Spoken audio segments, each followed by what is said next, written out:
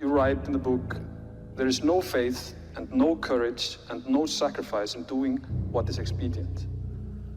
What do you say to those viewers that don't pursue their dreams and are locked in their careers because they are too afraid to take risks and pursue something meaningful? Well, the first thing I would say is, well, you should be afraid of taking risks and pursuing something meaningful.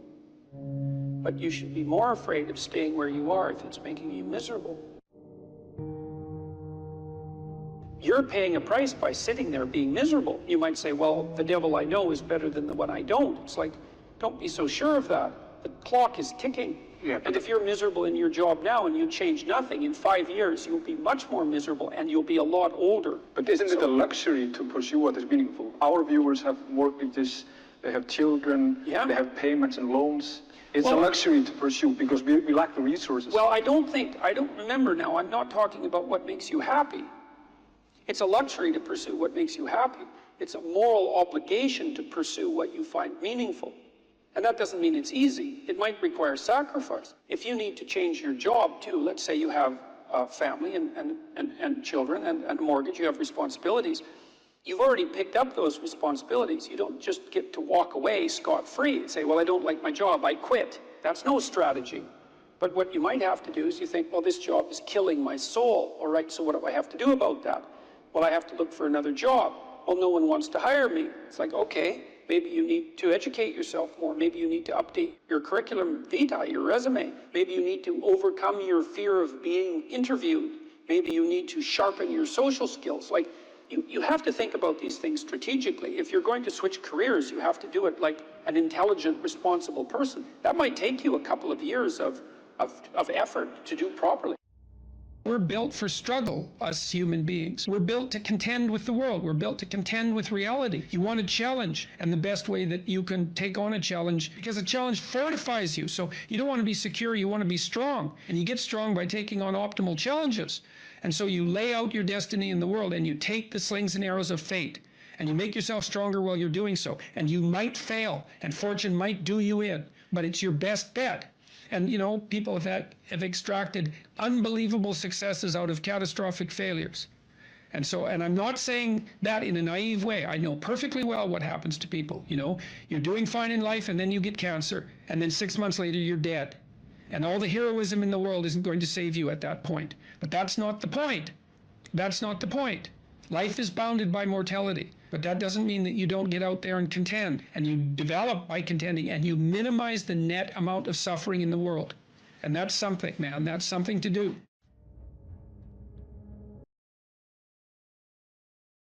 It's very helpful for people to hear that they should make themselves competent and dangerous and take their proper place in the world. Competent and dangerous?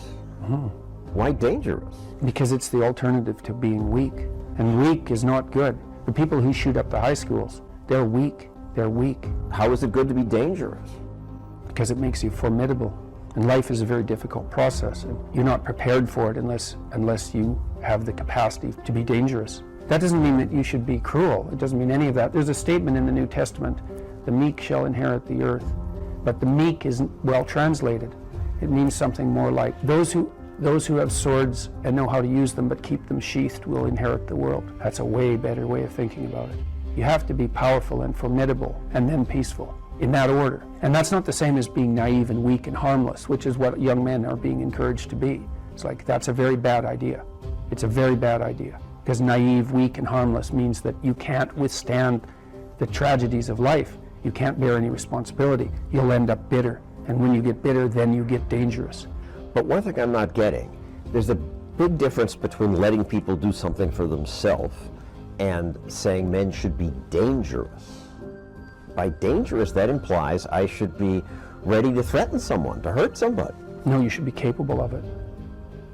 But that doesn't mean you should use it. There's nothing to you otherwise. Like, if you're not a formidable force, there's no morality in your self-control.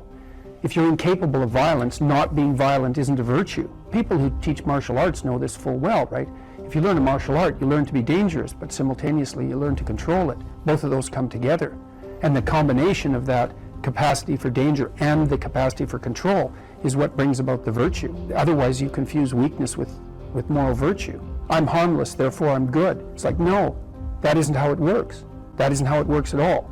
If you're harmless, you're just weak. And if you're weak, you're not going to be good. You can't be, because it takes strength to be good. It's very difficult to be good.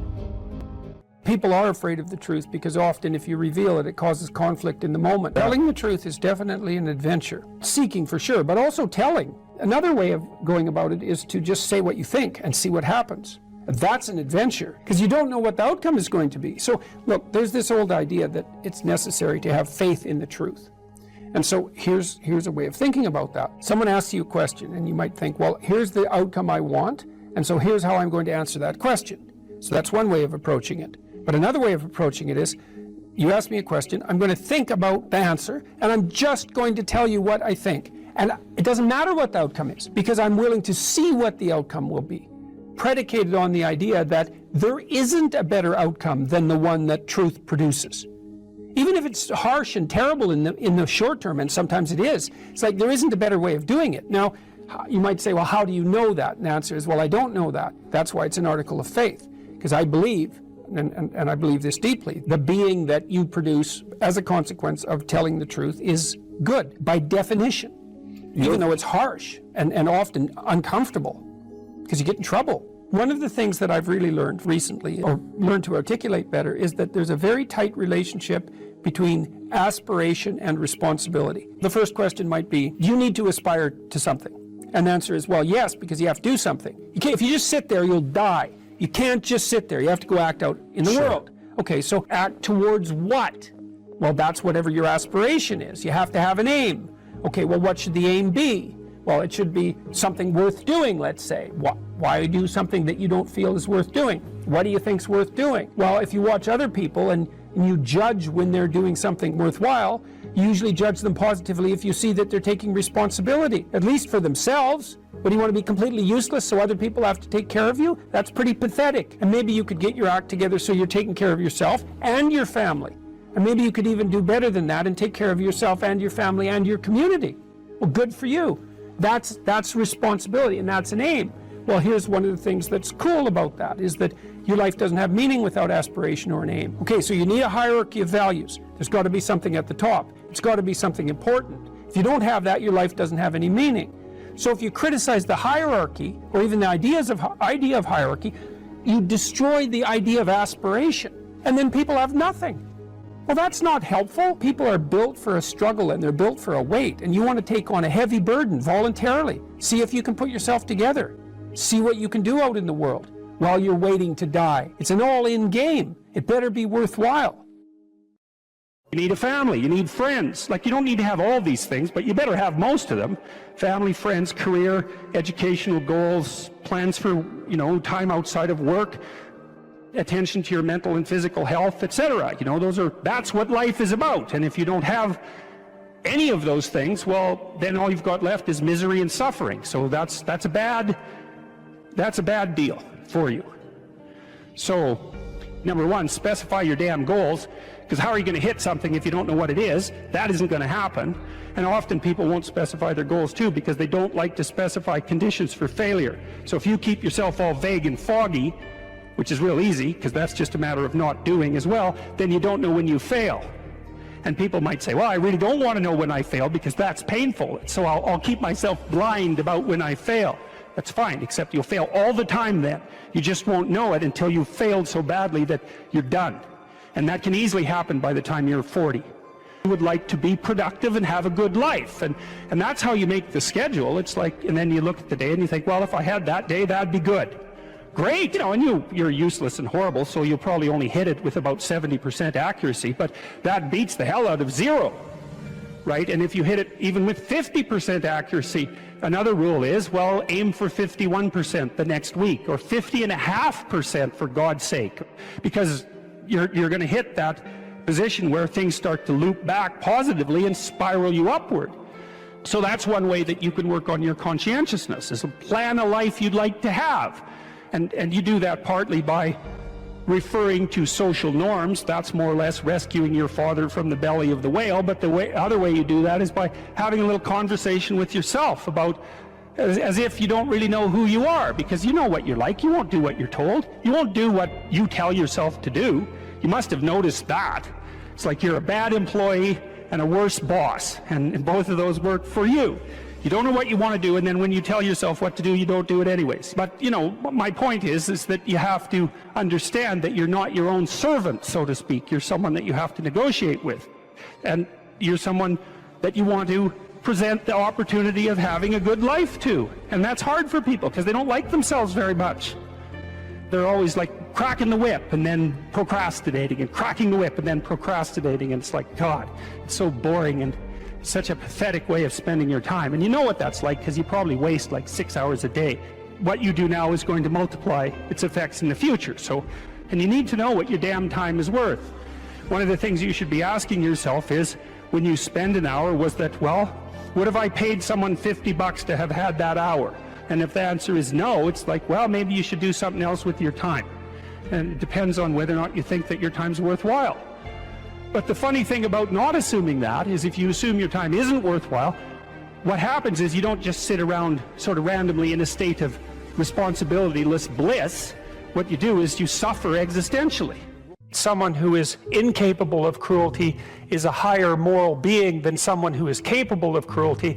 And I would say, and this follows Jung as well, that that's incorrect, and it's dangerously incorrect, because if you are not capable of cruelty, you are absolutely a victim to anyone who is.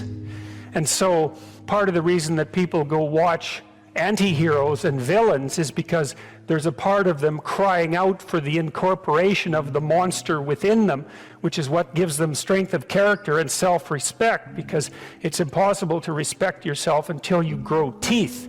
And if you grow teeth, then you realize that you're somewhat dangerous, or maybe somewhat seriously dangerous, and then you might be more willing to demand that you treat yourself with respect and other people do the same thing.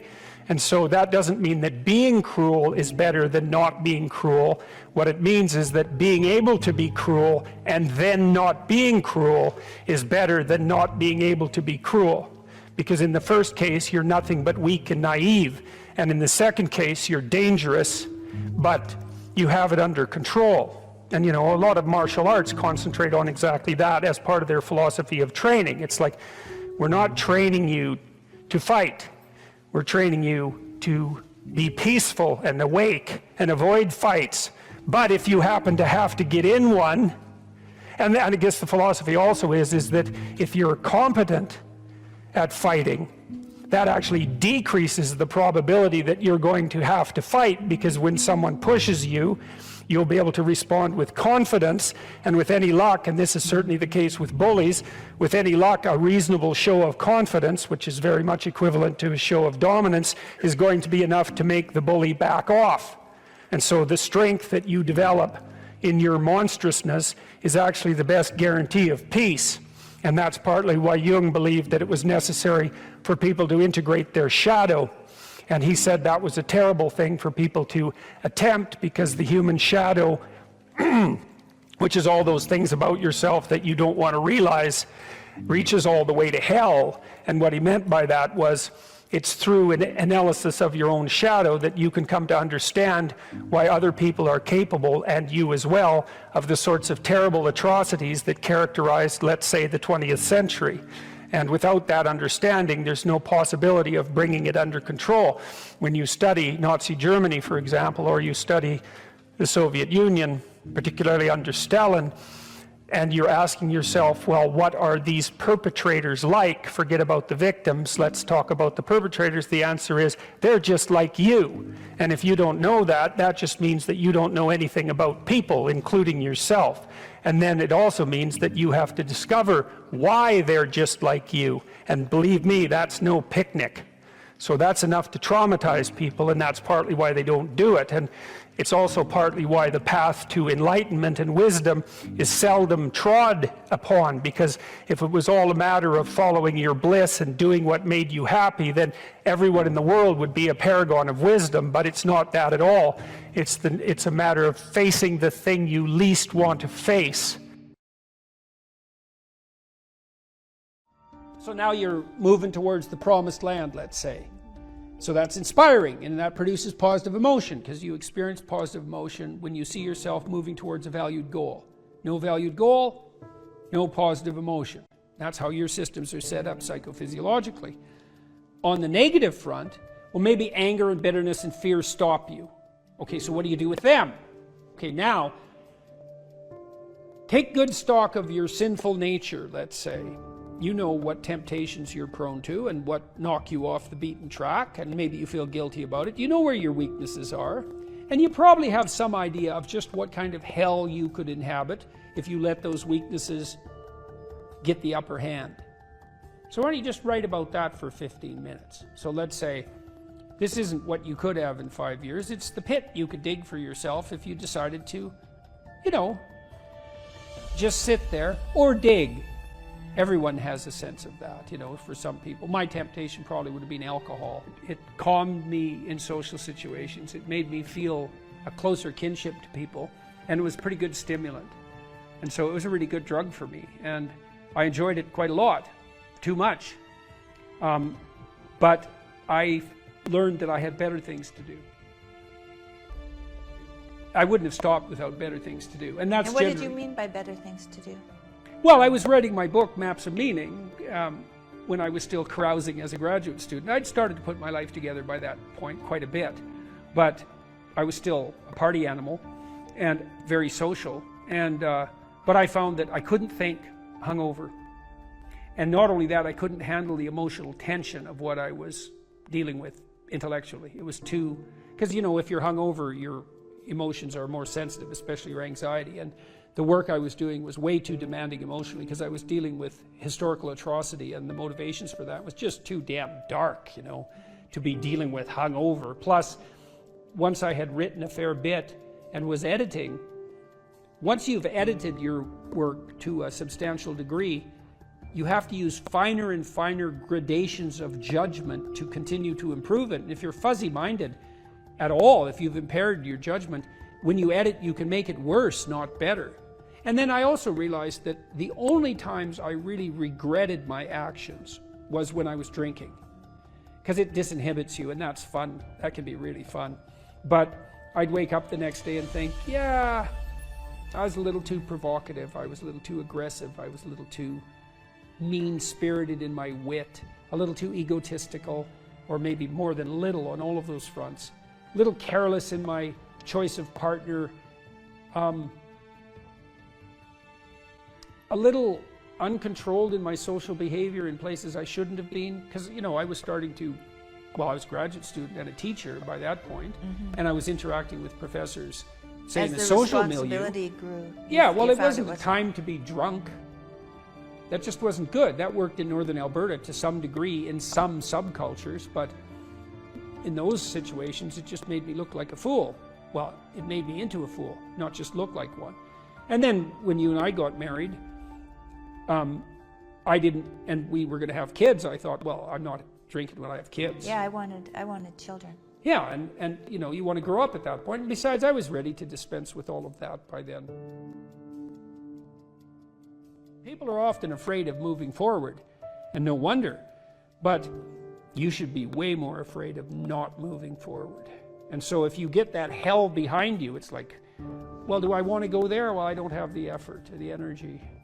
I'm not even sure that it's the right thing. It's like, well, do I want to go back there? It's like, no, definitely not that. And if you don't feel that hell, then you're not nearly as motivated as you could be. Because if you have any sense of just exactly how bloody dismal and dark things could get, then, and that's right there for you. And that was one thing that... I thought it was helpful. I thought it was helpful when I did the future authoring to think about where I would go if I went to the wrong place. Why? Well, it's just good to know how you will fall apart. Yeah, well, that and then it's you possible? can. Well, and you can also ask yourself, and studying historical atrocity also helped me with that. It's like, well, do you want to be a what would you call a sadist? You're bitter and resentful. You want to hurt other people? Is that where you want to end up? You want to lie and deceive? Because that's where you end up if you lie and deceive. You want to be resentful and bitter? Because that's where you end up if you're resentful and bitter. Yeah, but sometimes, you know, People, they just don't know what to do about it. So your program helps them to make a plan. Yeah, well, and the plan is really, look, we're visionaries, man. Human beings are visionaries. Really. Well, I found when I did the self-authoring, the 15 minutes of writing that I did, the dreaming I did, Yeah. when I wrote about my future and just dreamed of what it could be like if it was just what I wanted. Yeah. And then outlined the goals, because you outline goals after that Yeah, in the yeah. future authoring. Those things that I had identified appeared in my life. Those, Yeah, well, and that was quite shocking to well, me. the thing is, you look at the world through a goal-directed framework, and so when you switch your goals, what appears to you in the world switches. It's mystical in a sense, but in another sense, it's just understandable. It's like, well, if I look that way, I see the TV and the couch, and if I look this way, I see you in the chair. Well, that's not that mysterious. But what I've done is I've changed the reality that manifests itself to me just by changing the direction of my orientation. Well, we do that metaphysically as well. And so, for example, if you decide that you're going to be courageously trusting towards people when they offer you an opportunity, even though you're skeptical and timid, but you decide, no, I'm going to have some faith in people, so I'm going to be courageous and trusting, then when they open a door to you that's an opportunity, you'll think, oh, that's a door I could walk through, instead of thinking I'm moving into a trap. And it's the same reality in some sense, but the way that you're interacting with it changes. Well, it can change. It can invert. It can change so radically that it barely looks like you're living in the same world. There are a lot of potential interpretations that you can validly lay on the world, and some of them are extremely positive, and they still work. And wouldn't that be lovely if you could lay an incredibly positive vision on the world in a calculating and strategic manner, not an instrumental manner, right? Because you're aiming at something genuinely good, and that would work. And that is how the world works. One of the things I loved, maybe we can end with this too, one of the things I loved about my clinical practice, I loved this. It was so good, and I miss it. We were always working. The best parts of me and my client were working together to make everything about their lives better. And it worked. You know, like I had lots of female clients who tripled their income in 4 years. They didn't even think that was possible. It's like, well, I don't make enough money. I'm barely making ends meet, single mothers. I have no idea what to do. I don't like my job. It's like, well, let's make a plan here. You know, what do you want? Well, I'd like to make this much money. Why don't we double that? And just, because you're going to aim at something. Some people do make more money than that, so maybe it could be you. Well, is that even possible? It's not even possible. It's like, well, let's just assume that maybe it's possible and see what you'd have to do. Well, you got to get your CV together. Well, it's full of holes. Okay, well, let's fix the holes. Okay, now you got to get a plan. Well, I'm not very good at interviews. Okay, let's practice interviewing till you're not just good at it, you're looking forward to it.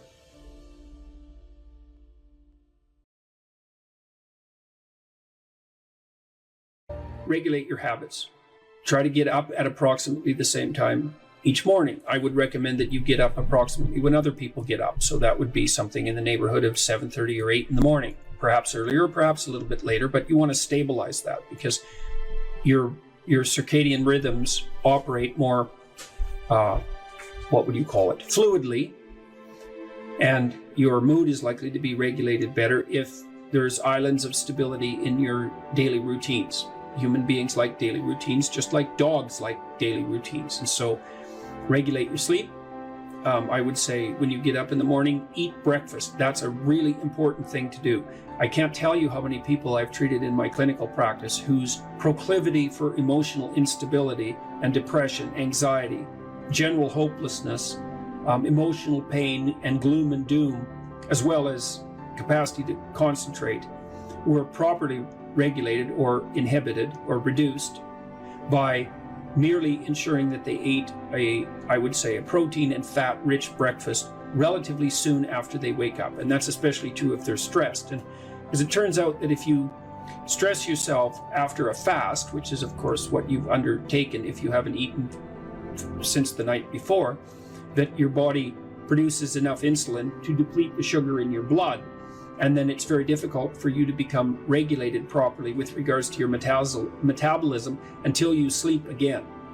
And so it can be regulating your sleep, and your breakfast eating habits in particular can be a very effective way of regulating your mood and increasing your capacity to concentrate. The other thing I would say is that scheduling your time is also extraordinarily useful. And so I can tell you a little bit about how to use schedules effectively. You should develop a long-term plan. So you have to set up your long-term vision. And then I would say, once you set up that vision so that you know how to orient yourself, then you should start designing your days. And you can do that very effectively with a calendar like Google Calendar. Many people say, well, I hate using a schedule, or I hate using a calendar. What you're doing is using the calendar as an external tyrant that's telling you what you should do if you were going to be a conventionally good person each day. So you load yourself up with arbitrary responsibilities. But that's not really how you should use a schedule. What you should use a schedule to do is to design the day that you would most like to have. And obviously that's going to include accepting some responsibility and undertaking to make progress on those things that you have to make progress on to keep your life from collapsing into chaos. But it should also mean that you schedule in activities that make you actually want to have that day. And so if you're using a schedule properly, that it can be your friend. And that can also be something that can increase your capacity to concentrate. And then I would say, well, if you're very scattered, then you can start to train yourself. You might say, well, I need to learn to read without distraction. So maybe what you do, you say, okay, well, for the next week, I'm going to read 10 minutes a day, and I'm going to try to limit the distractions. And if you're successful at that, then you could try 12 minutes a day. And if you're successful at that, you could try 15 minutes a day.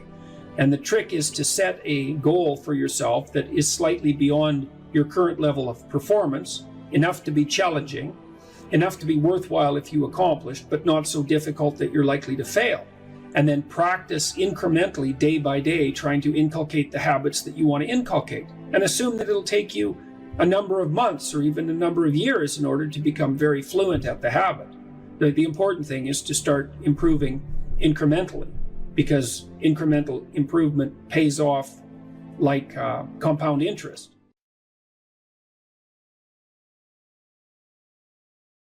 What happens to you as you stroll merrily on your way through life? Well, what happens is that as you're moving from point A to point B, you encounter things. And people think that what they encounter are objects, but that's not the case. First of all, most of the things that you encounter, many of the things are actually other people, and they're not objects. They're too damn complex. And even apart from the social world, the things that you encounter aren't objects. They seem to be something more like tools or obstacles. And I don't mean that we see objects and turn them into tools or obstacles. I mean that we see tools and obstacles, because what happens is that when you array yourself towards a goal, then the world transforms itself into things that get in the way of that goal, and three things. Things that get in the way of the goal, those are things you don't like. Things that facilitate your movement towards the goal, those are things that you like. And irrelevant things. And mostly you want irrelevant things, because there's just too damn many things. So the category of irrelevant is one you really like. So most of everything is irrelevant if you have a good plan. A few things are good because they move you forward, and some other things are not so good. You want to go around the not so good things if you can manage them, unless you like to run head forth into like brick walls, which is not particularly, it's a learning experience, but I wouldn't repeat it too many times. You want the world to array itself as a set of, we could say, tools. Now, what happens is that you have this perceptual system that's mediated by dopamine. It's the same system that cocaine activates, or methamphetamine, or the drugs that people really like to take. And it's the dopaminergic system that responds with positive emotion to indications that you've encountered something that will facilitate your movement towards a goal. And that's really important to know, because people tend to think that they're happy because they achieve goals, and that's not true. What's true, because as soon as you achieve a goal, then you have a problem, which is what's the next goal. And that's actually a big problem. You encounter that as soon as you graduate from university, for example. That's right. I made this joke before. Graduation day, you're like king of the university hierarchy, undergraduate hierarchy. Day after, you're unemployed potential Starbucks employee. Right, so it's like, so obviously the accomplishment per se as a source of reward is problematic, because when you accomplish, you run the frame to its end, and then you have the problem of needing a new frame. So that's a problem. But if what you're encountering instead are things that will move you along your way, it's like, hey, that's great, and that's where you get your positive motivation. And so that's really thinking, that's so much worth thinking about. You can think about that for a year, and that wouldn't even be enough to think about it, because here's what it means. It means, in some sense, that the Buddhists are right with their claim about Maya, M-A-Y-A, which means that people live in an illusion. And what they mean by that is, well, you have goal, whatever your goal is, and that goal gives relevance to the world. And you could change the relevance of the world in a snap just by changing your goal.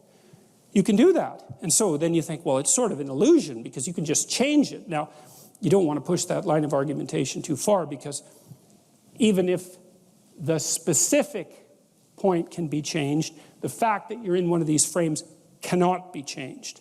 And so you have to be in a frame, although you get to pick the frame. So there's still an absolute there, which is that you have to be in a frame, and that is not a trivial absolute. It's a very major absolute.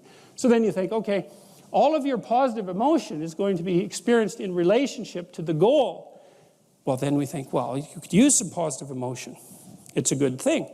Positive emotion inhibits anxiety and disappointment and frustration and pain. It does all that. Technically, it does that. That's why a football player with a broken thumb who wants to score a touchdown can go out there and, you know, play the football game, even though it's a kind of an arbitrary goal, right? It's like, really, you're going to go out there and, like, risk your hand to fire a pigskin through some poles? It's like, well, you can say the same sort of cynical thing about most of the things that people do, but you can't say the cynical thing about the fact that they have to do things. So you have a point, you have your aim, you have your ambition, and then that's what turns the world into a potentially positive place. And here's the kicker. This is so cool. The higher the aim, the more the positive emotion. So that's you think, well, why should I bother? You know, why should I bother doing something lofty and difficult? It's like, because it's worth it. That's why. Because the alternative is stupid suffering. Because really, because what happens is, like, you don't need a framework in order to suffer. You can just lay there day after day and suffer, right? That's easy. So that's the default condition. If you don't have a lofty ambition, then you suffer miserably. And the reason for that is life is really complex, short, finite, full of suffering, and beyond you. And so you can just lay there and think about that, and it's horrible. And so that's not helpful. It's just not useful. And so, you know, people often say life is meaningless. It's like, no, it's not. That's wrong. Because if it was meaningless, that'd be easy. You could just sit there and do nothing, and it wouldn't matter, right? It'd be like you were like a lobotomized sheep.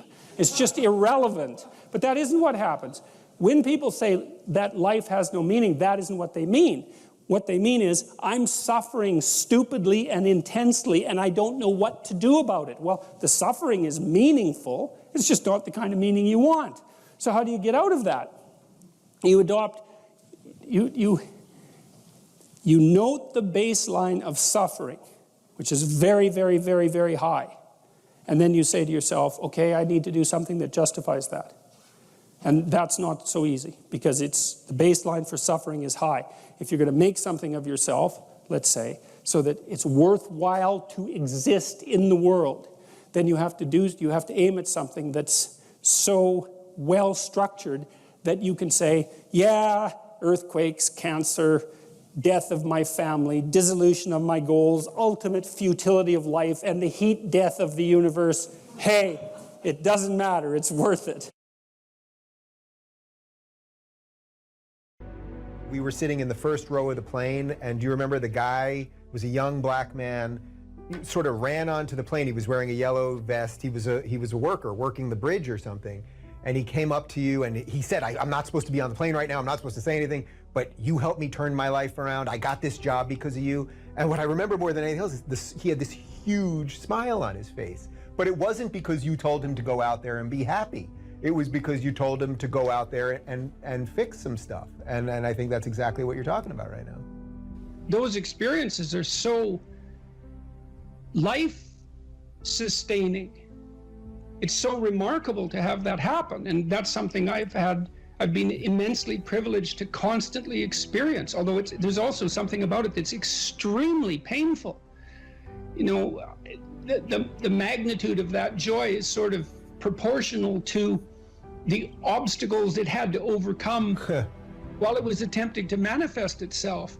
You know, and one of the things I'm sure you saw on the tour, and I don't know how this affected you, was the depth of hunger for encouragement that exists everywhere, as far as I can tell. And everyone wants to be appreciated when they bring their best to the table. That's why the current assault on merit is so unbelievably brutal, because it will deny everyone the right to be appreciated for being their best. And you might ask, well, when does the best become your enemy? And that's easy. It's when you flee from it.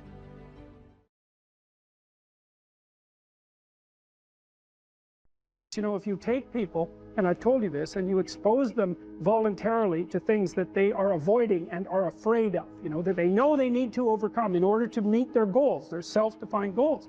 If you can teach people to stand up in the face of the things they're afraid of, they get stronger.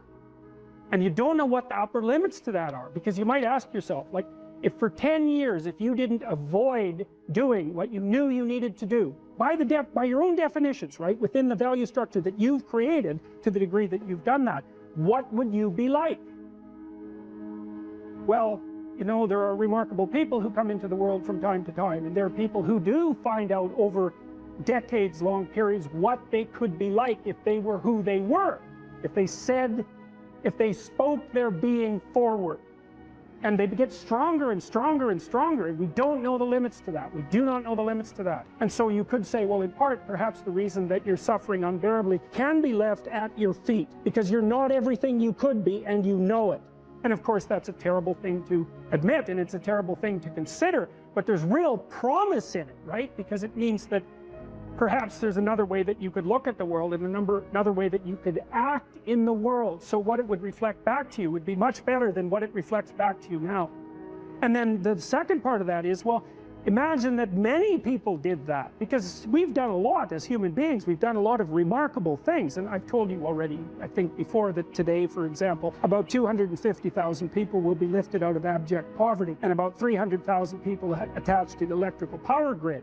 We're lifting people out of poverty collectively at a faster rate that's ever occurred in the history of humankind by a huge margin. And that's been going on unbelievably quickly since the year 2000. The UN had planned to have poverty between 2000 and 2015, and it was accomplished by 2013. So there's inequality developing in many places, and you hear lots of political agitation about that. But overall, the tide is lifting everyone up, and that's a great thing. We have no idea how fast we can multiply that if people got their act together and really aimed at it. Because, you know, my experience is with people that we're probably running at about 51% of our capacity. I mean, you can think about this yourselves. I often ask undergraduates how many hours a day you waste, or how many hours a week you waste. And the classic answer is something like 4 to 6 hours a day. You know, inefficient studying, watching things on YouTube that not only do you not want to watch, that you don't even care about, that make you feel horrible about watching after you're done. That's probably 4 hours right there. You know, you think, well, that's 25 hours a week, it's 100 hours a month, that's 2.5 full work weeks, it's half a year of work weeks per year. And if your time is worth $20 an hour, which is a radical underestimate, it's probably more like 50 if you think about it in terms of deferred wages. If you're wasting 20 hours a week, you're wasting $50,000 a year. And you are doing that right now. And it's because you're young, wasting $50,000 a year is a way bigger catastrophe than it would be for me to waste it, because I'm not going to last nearly as long. And so if your life isn't everything it could be, you could ask yourself, well, what would happen if you just stopped wasting the opportunities that are in front of you? You'd be, who knows how much more efficient? 10 times more efficient, 20 times more efficient. That's the Pareto distribution. You have no idea how efficient people get. It's off the charts. Well, and if we all got our act together collectively and stop making things worse, because that's another thing people do all the time. Not only do they not do what they should to make things better, they actively attempt to make things worse because they're spiteful or resentful or arrogant or deceitful or homicidal or genocidal or all of those things all bundled together in an absolutely pathological package. If people stopped really, really trying just to make things worse, we have no idea how much better they would get just because of that. So there's this weird dynamic that's part of the existential system of ideas between human vulnerability, social judgment, both of which are major causes of suffering, and the failure of individuals to adopt the responsibility that they know they should adopt. And that's the thing that's interesting too, is that, and like another thing I've often asked my undergraduate classes is, you know, there's this idea that people have a conscience. And you know what the conscience is. It's this feeling or voice you have in your head just before you do something that you know is stupid, telling you that probably you shouldn't do that stupid thing. You don't have to listen to it, strangely enough. But you go ahead and do it anyways, and then, of course, exactly what the conscience told you was going to happen inevitably happens, so that you feel even stupider about it than you would if it happened by accident. Because you know, I knew this was going to happen, I got a warning it was going to happen, and I went and did it anyways. And the funny thing too is that conscience operates within people, and we really don't understand what the hell that is. So you might say, well, what would happen if you abided by your conscience for 5 years or for 10 years? What sort of position might you be in? What sort of family might you have? What sort of relationship might you be able to forge? And you can be bloody sure that a relationship that's forged on the basis of who you actually are is going to be a lot stronger and more welcome than one that's forged on the basis of who you aren't. Now, of course, that means that the person you're with has to deal with the full force of you in all your ability and your catastrophe, and that's a very, very difficult thing to negotiate. But if you do negotiate it, well, at least you have something, you have somewhere solid to stand, and you have somewhere to live, you have a real life, and it's a great basis upon which to bring children into the world, for example, because you can have an actual relationship with them instead of torturing them half to death, which is what happens in a tremendously large minority of cases. Well, it's more than that too, because, and this is what I'll close with, and this is why I wanted to introduce Solzhenitsyn's writings to you. You see, because it isn't merely that your fate depends on whether or not you get your act together and to what degree you decide that you're going to live out your own genuine being. It isn't only your fate, it's the fate of everyone that you're networked with. And so, you know, you think, well, there's 9 billion, 7 billion people in the world. We're going to peak at about 9 billion, by the way, and then it'll decline rapidly. But 7 billion people in the world, and who are you? You're just one little dust mote among that 7 billion. And so it really doesn't matter what you do or don't do, but that's simply not the case. It's the wrong model, because you're at the center of a network. You're a node in a network. Of course, that's even more true now that we have social media. You'll know 1,000 people, at least, over the course of your life. And they'll know 1,000 people each, and that puts you one person away from 1 million, and 2 persons away from 1 billion. And so that's how you're connected. And the things you do, they're like dropping a stone in a pond. The ripples move outward, and they affect things in ways that you can't fully comprehend. And it means that the things that you do and that you don't do are far more important than you think. And so if you act that way, of course, the terror of realizing that is that it actually starts to matter what you do. And you might say, well, that's better than living a meaningless existence. It's better for it to matter. But I mean, if you really asked yourself, would you be so sure if you had the choice? I can live with no responsibility whatsoever. The price I pay is that nothing matters. Or I can reverse it and everything matters. But I have to take the responsibility that's associated with that. It's not so obvious to me that people would take the meaningful path. Now, when you say, well, nihilists suffer dreadfully because there's no meaning in their life and they still suffer, yeah, but the advantage is they have no responsibility. So that's the payoff, and I actually think that's the motivation. Say, well, I can't help being nihilistic. All my belief systems have collapsed. It's like, yeah, maybe. Maybe you've just allowed them to collapse because it's a hell of a lot easier than acting them out. And the price you pay is some meaningless suffering, but you can always whine about that and people will feel sorry for you, and you have the option of taking the pathway of the martyr, so that's a pretty good deal, all things considered, especially when the alternative is to bear your burden properly and to live forthrightly in the world. Well, what Solzhenitsyn figured out, and so many people in the 20th century, it's not just him, even though he's the best example, is that if you live a pathological life, you pathologize your society. And if enough people do that, then it's hell. Really, really. And you can read the Gulag Archipelago if you have the fortitude to do that, and you'll see exactly what hell is like. And then you can decide if that's a place you'd like to visit, or even more importantly, if it's a place you'd like to visit and take all your family and friends, because that's what happened in the 20th century.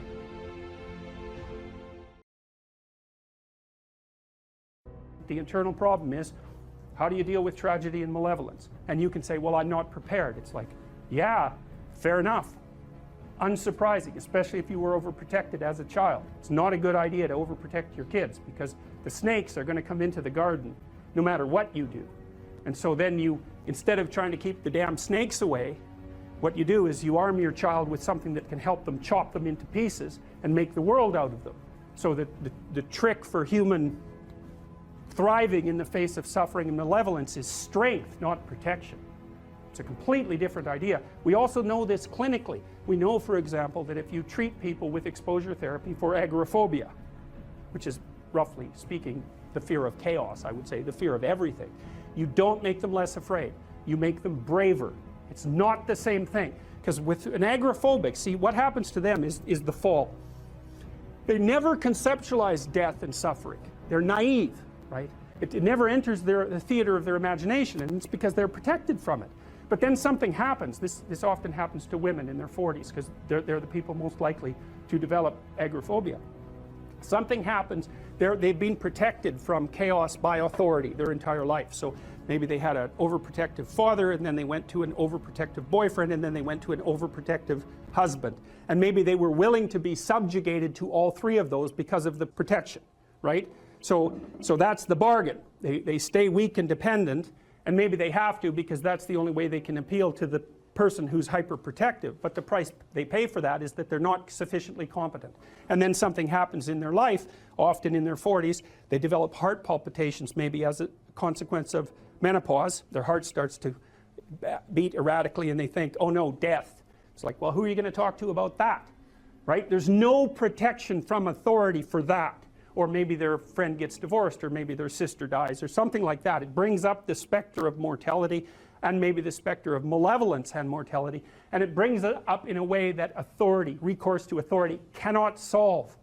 And so then they have panic attacks. What happens? They go out, they get afraid, they feel their heart beating, then they get afraid of their heart beating because they think, oh no, I'm going to die, and they think, oh no, I'm going to die, and I'm going to make a fool of myself while I'm doing it and attract a lot of attention. So the two big fears come up: mortality and social judgment. And then they have a panic attack. It's like fight or flight's gone out of control. Very, very unpleasant.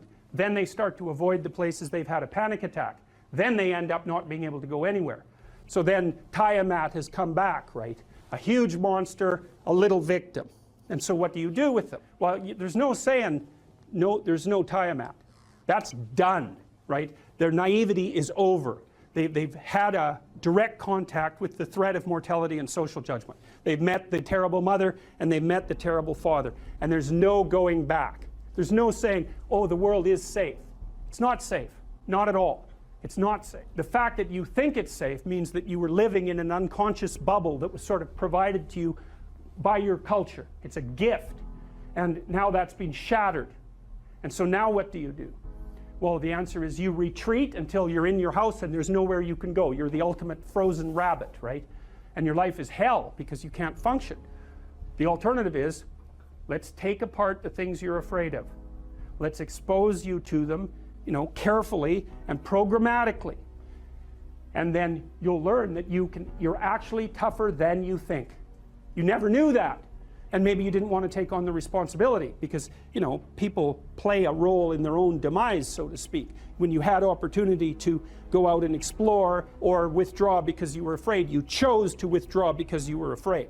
So it's not only that you were overprotected often, it's that you were willing to take advantage of the fact that you were overprotected and run back there whenever you had the opportunity. You know, so maybe you're a kid in the playground, right, and you're having some trouble with other kids, and you know in the back of your mind, I should deal with this myself, but you go and tell your mom and get her to intervene. And you know that that's not right. You know that you're breaking the social contract, but it's easier, and so that's what you do. You run off to an authority figure and hide behind the great father, roughly speaking. Well, the problem with that is you don't learn how to do it yourself. So then you have to relearn it painfully when you're 40. So then you take people out, you say, well, what are you afraid of? Rank it from 1 to 10. So 10 is, we'll make a list of 10 things you're afraid of. The thing you're least afraid of, we'll call number 10. So we'll start with that. Okay, well, I'm afraid of elevators. Okay, well, let's look at a picture of an elevator.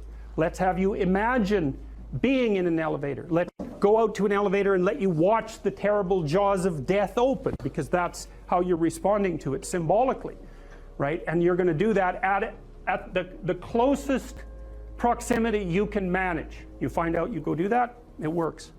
You're nervous as hell, especially from an anticipatory perspective. Shaking. You go out, you stop, you watch it happen, and you actually calm down. You do that 10 times and it no longer bothers you.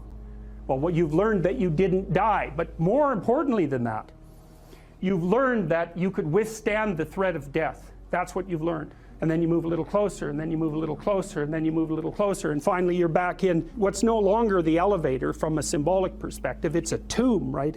It's a place of enclosure and isolation.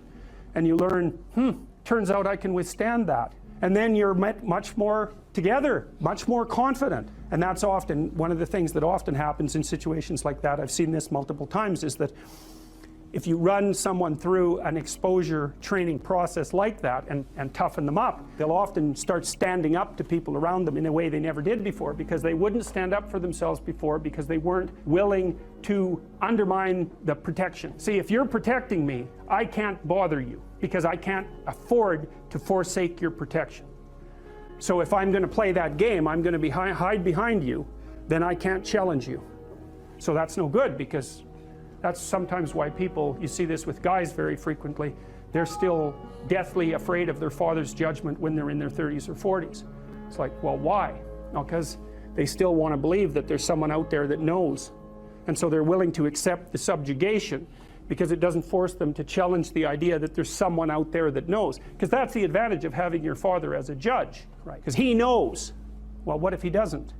What if no one knows any better than you? Well, that's a rough thing. You don't, until you realize that, you're not an adult, right? That's really technically the point of realization of adulthood, is that no one actually knows what you should do more than you do.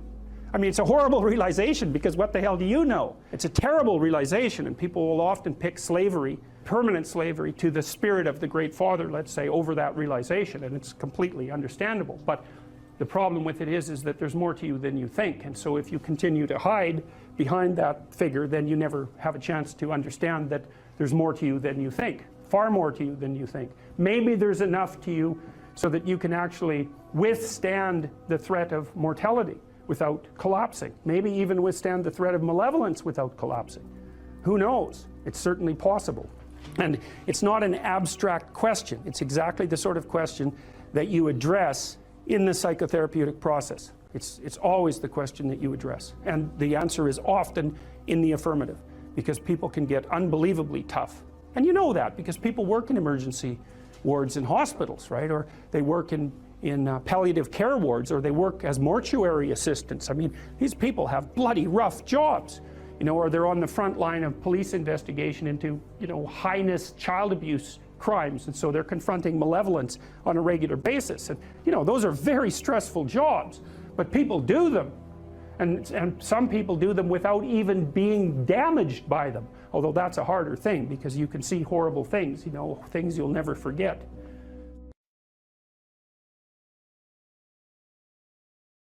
Assuming you want to get better, there's usually something you can figure out that would constitute a step towards some sort of concrete goal.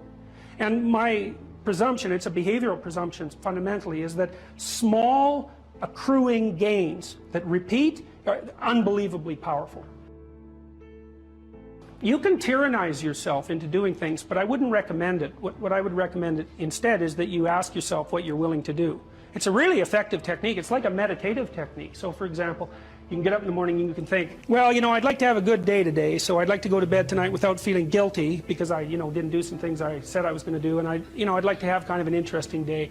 So you got to fulfill my responsibilities, and I want to, you know, enjoy the day. Then you can ask yourself, well, what would I have to do in order for that to happen that I would do? And the probability, if you practice this for 3 or 4 days, is your brain will just tell you. It'll say, well, you know, there's that piece of homework that you haven't done for like 3 weeks. You should knock that sucker off because it would only take you 10 minutes and you've been avoiding it and torturing yourself to death for 72 hours straight. And say, well, let's figure out what your aims are. You got to have some aims, whatever they are. And they might say, well, I'm so depressed I don't have any aims. And then I say, well, pick the least objectionable of the aims and act it out for a while and see what happens. Because sometimes your emotional systems are so fouled up that you have to pretend. You have to act the thing out before you can start to believe it. Life can be meaningful enough to justify its suffering. I thought, God, that's such a good idea. Because it's not optimistic exactly. You know, some people will tell you, well, you can be happy. It's like, those people are idiots. I'm telling you, they're idiots. There's going to be things that come along that flatten you so hard you won't believe it. And you're not happy then. And so if life is to be happy, well, in those situations, what are you doing? Why even live? But life isn't to be happy. If you're happy, you're bloody fortunate, and you should enjoy it. You should, because it's the grace of God, so to speak. People know when they're doing something meaningful. They can tell, so why the hell don't they do meaningful things all the time? It seems obvious. You could do it. I mean, it's hard, you know, because other people want you to do other things, and it's a struggle, but everything's a struggle. Oh, I get it. I see why. It took me about 10 years to figure this out. People have a choice. Choice number 1. Nothing you do means anything. Well, that's kind of a drag, right? It's the meaninglessness of life and all that, existential angst. You know, that's kind of a pain. But the upside of nothing that you do is meaningful is you don't have to do anything. You've got no responsibility. Now, you have to suffer because things are meaningless, but that's a small price to pay. The alternative is everything you do matters. Really. If you make a mistake, it's a real mistake. If you betray someone, you tilt the world a little more sharply towards evil rather than good. It matters what you do. Well, if you buy that, then you can have a meaningful life. But there's no mucking around. It means responsibility. It means that the decisions you make are important. It means that when you do something wrong, it's wrong. Well, do you want that?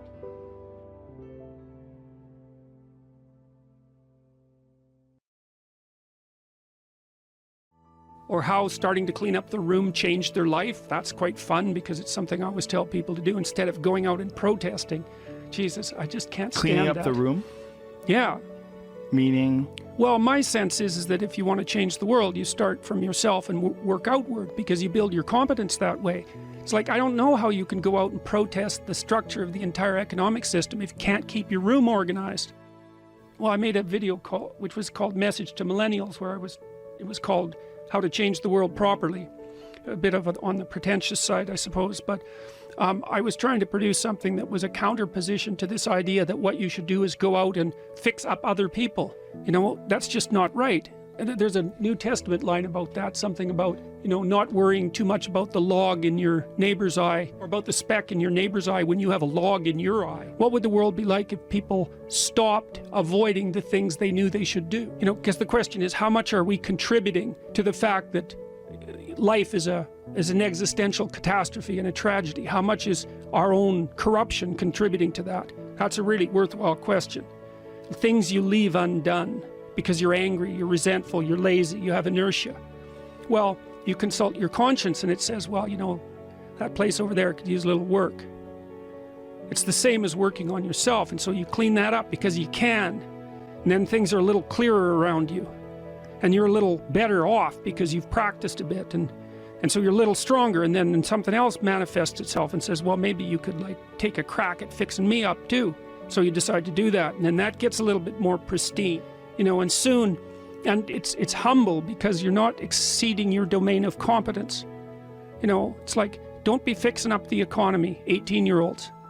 You don't know anything about the economy. It's a massive, complex machine beyond anyone's understanding, and you mess with it at your peril. So, and can you even clean up your own room? No. Well, you should think about that. You should think about that.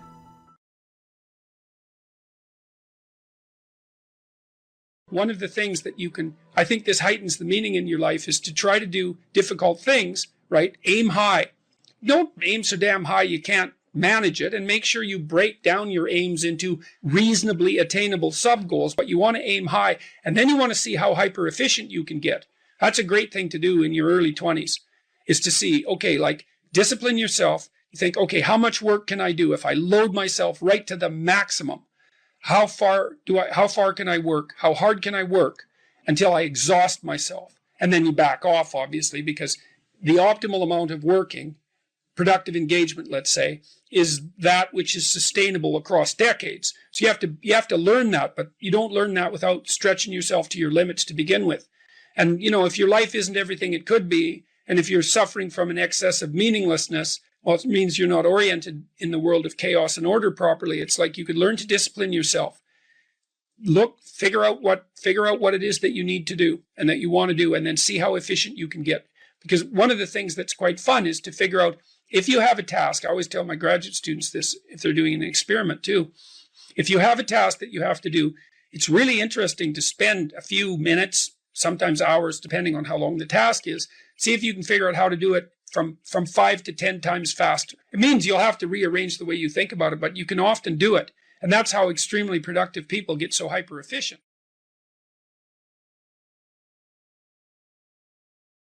And I would say you don't just have to face the reality of unjust suffering and death in your life.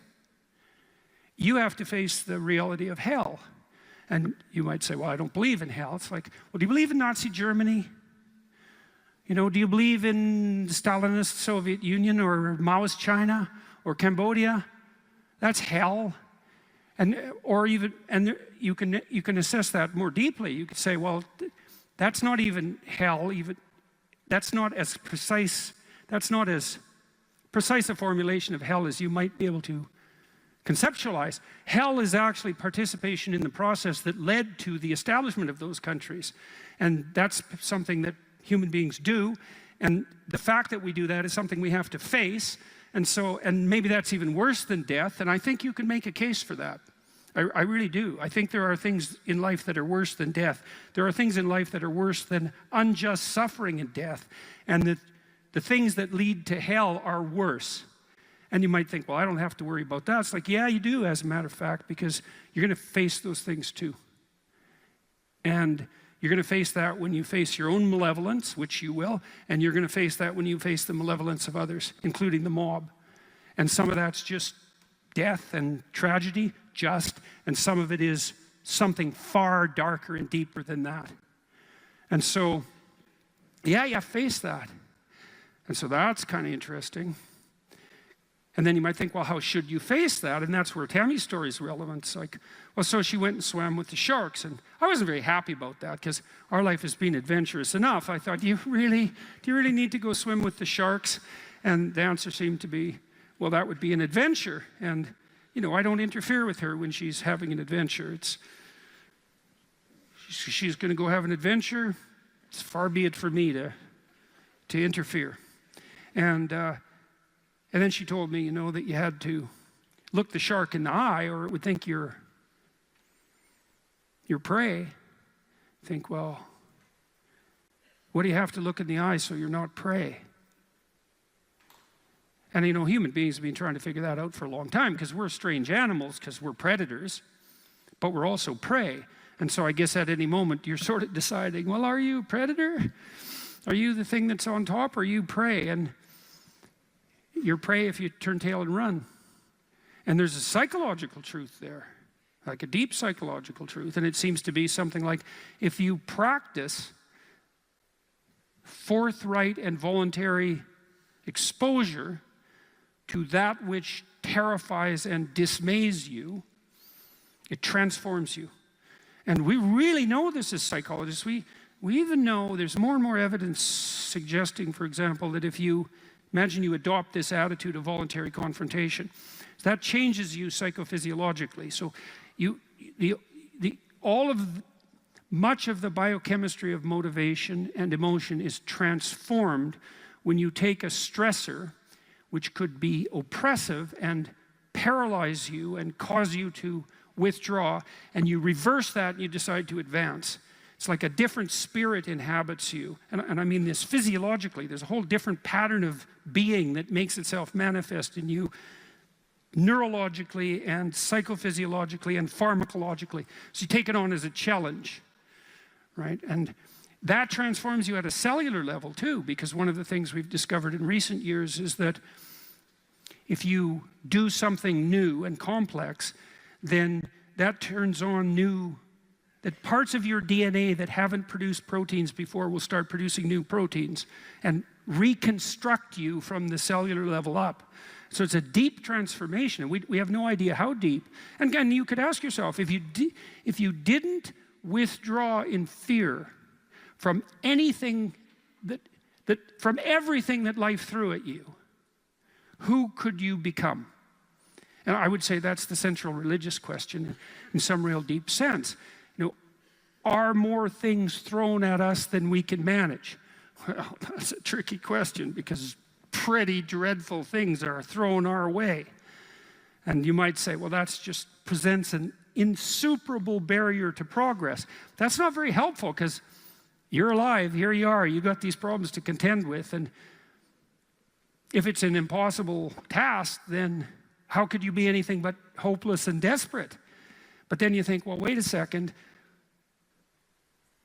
how would things transform if I took this on as a voluntary adventure? You know, regardless of its scope, and the scope would include unjust suffering, death, and hell. And that's not just some religious or metaphysical vision. It's like, no, you're actually going to have to contend with that in your life, in whatever way those things make themselves manifest to you personally. That's coming, man. And so maybe you better get prepared. And then the question might be, well, what would happen if you got prepared? And the answer might be, you'd be prepared. And I think the religious enterprise in its deepest sense is that process of preparation. And you know, you might want to even push that a bit farther. You might say, well, not only do you want to get prepared for what's coming your way, but you want to be so prepared that when it comes your way, that it doesn't make you bitter and resentful and tempted by the desire to walk the path that would make all of that even worse. And so you might say, well, if you could really face up to what you need to face up to, not only could you turn yourself into someone that could bear the catastrophe of life and exposure to hell, but maybe you could turn yourself into someone who would still do good even while facing those things. And that's a pretty noble goal, you know, because it's realistic. It's not naive at all. It says, look, man, you know, trouble's coming your way, and it's real. And yet it's possible that you could confront that and still do good in the deepest sense. It's like, well, that's quite something. It would be really quite something if that's true. And one of the preconditions of that would be faith, I suppose. And in some sense, that's what Tammy was manifesting when she went down and swam with the sharks. Faith that if she looked the bloody predator in the eye, that would solve the problem. And then you think too, well, could it be any other way? It's like, well, we have all these problems in our lives, and we could think there's two possible ways of approaching those problems. One would be we just ignore them in the hopes they would what, go away? Well, and no one thinks that's, no one who isn't a child thinks that, and very few children. Nobody believes that. We know perfectly well that if you got to face something, man, you better face it. And if you're going to face it, that's probably the best pathway forward. And then you might think, well, what does that mean ultimately? And it might mean something like, face it, you know, as deeply as you possibly can and as voluntarily as you possibly can. And there's an element of faith in that, because you have to put yourself on the line. But you're kind of stuck with that anyways. You know, that's the rub. You know, I read about the Columbine massacre and the kids who undertook it. That'll make your hair stand on end if you want to read something that will really disturb you. Reading Eric Harris's writings will really disturb you. No matter how much you know about human beings, reading Eric Harris's writings will disturb you. And Harris is Cain, you know. He says it straightforwardly. He hates human beings. He hates being itself. He would destroy everything if it was within his power to do that. And of course, him and his colleague were motivated to produce far more carnage than they managed that day. What was successful was only a fraction of what they had planned. And Harris said very straightforwardly that he had set himself up as the judge of being and that it lacked all utility in his eyes. Human beings, certainly, should all be removed from the face of existence because of their pathology and the fundamental horrors of being itself. So there's nothing in the Cain and Abel story that isn't real. It's real, and Cain complains to God, as people will when their dreams are dashed. And that goes for people who don't believe in God too. It doesn't really matter, you know. It's harder, I suppose, if you're atheistic to figure out who to blame. But that doesn't mean that the sentiment, well, it doesn't mean that the sentiment is any different, right? The same drama is being enacted. You shake your fist at the structure of being rather than at God himself, but it doesn't make any difference except in the details. So God responds to Cain and tells him that he's got no right to judge being before he gets his sacrificial house in order. And even worse, he says that Cain is the architect of his own downfall, and the invited catastrophe in into his own house willingly, and entered into a creative union with it, and therefore brought about his own demise.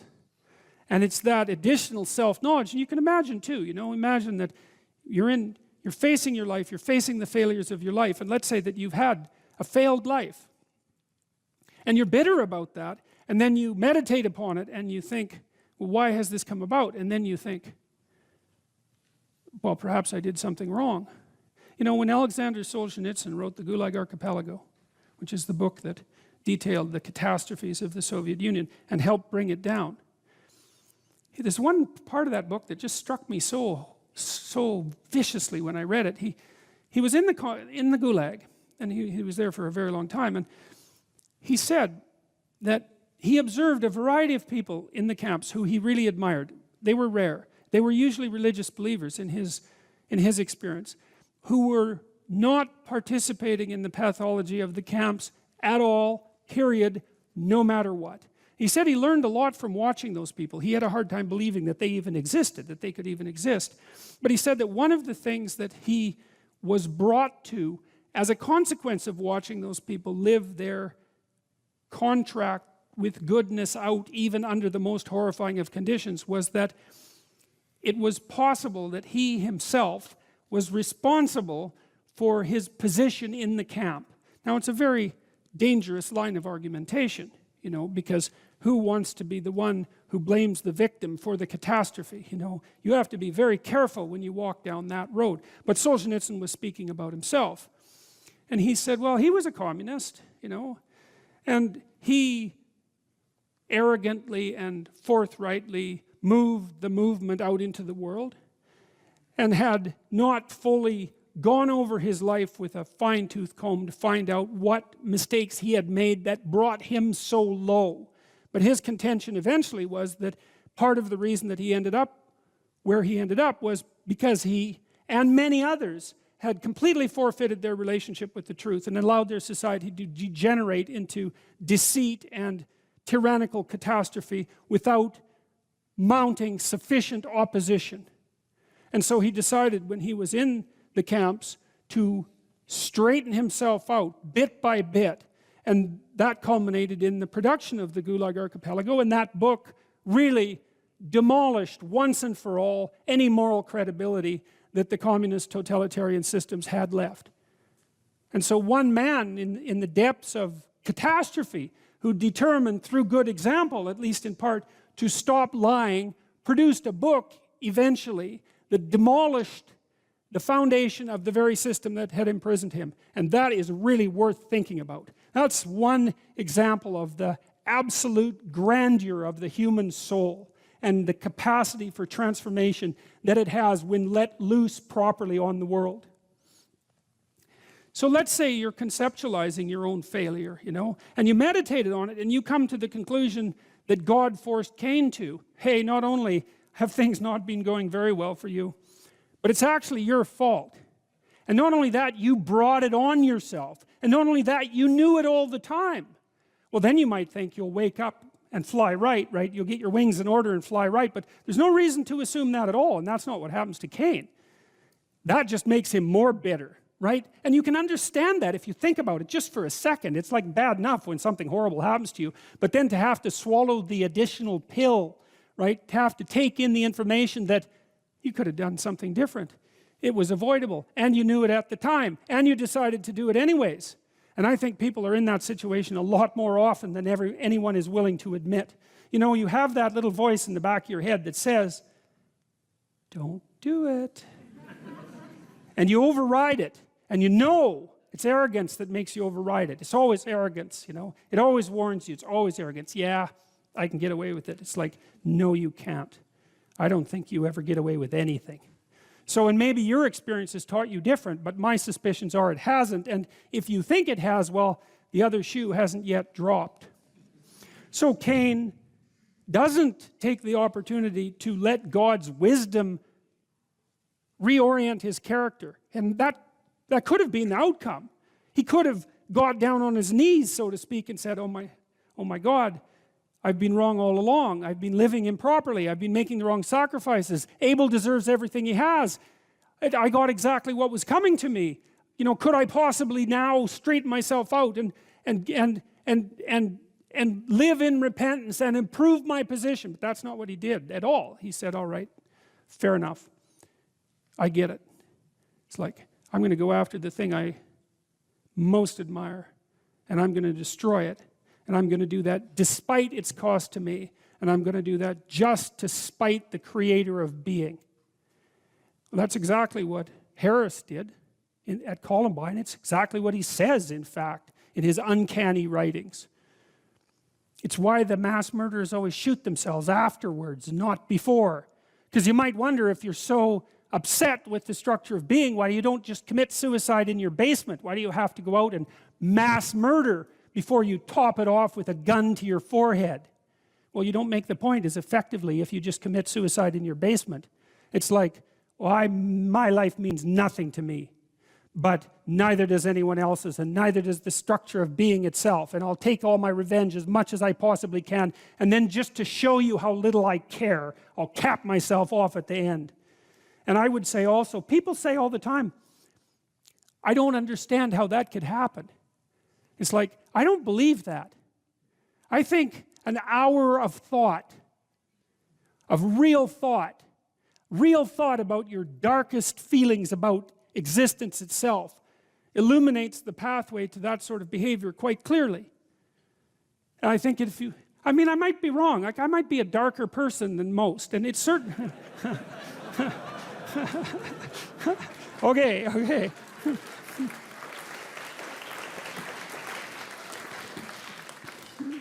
Well, at least I think there are plenty of people out there who are sufficiently dark to know exactly what I mean when I'm saying these things. And I would also say that if it doesn't leap to your understanding how that pathway might be illuminated, then you need to know a lot more about yourself than you actually know now. Because whatever you might say about someone like Eric Harris, he was a human being too, you know. There's this idea in the New Testament that Christ was he who took the sins of the world unto himself. It's a very complicated idea, but part of it is associated with the idea that he met the devil in the desert as well. To take the sins of mankind onto yourself is to understand that within you dwells exactly the same spirit that commit the atrocities at Columbine or that ran the camps at Auschwitz, and to actually understand that that's part and parcel of your makeup, and then to take responsibility for it. And I think that in the aftermath of the terrible 20th century, that's what we're left with. We're left with the necessity to take responsibility for the most terrible aspects of ourselves. And that way, perhaps we can stop those terrible things from happening again. That's all.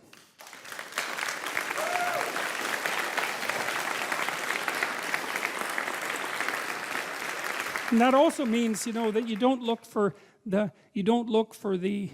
what would you call it, the purveyor of malevolence outside yourself, right? It isn't someone else, even though sometimes it's someone else. You know what I mean. It's like there are identifiable perpetrators, but that's not precisely the point. The point is something more like that the proper place for the encapsulation of that malevolence, at least the proper place to start, is within the confines of your own existence, and then perhaps within the confines of your family.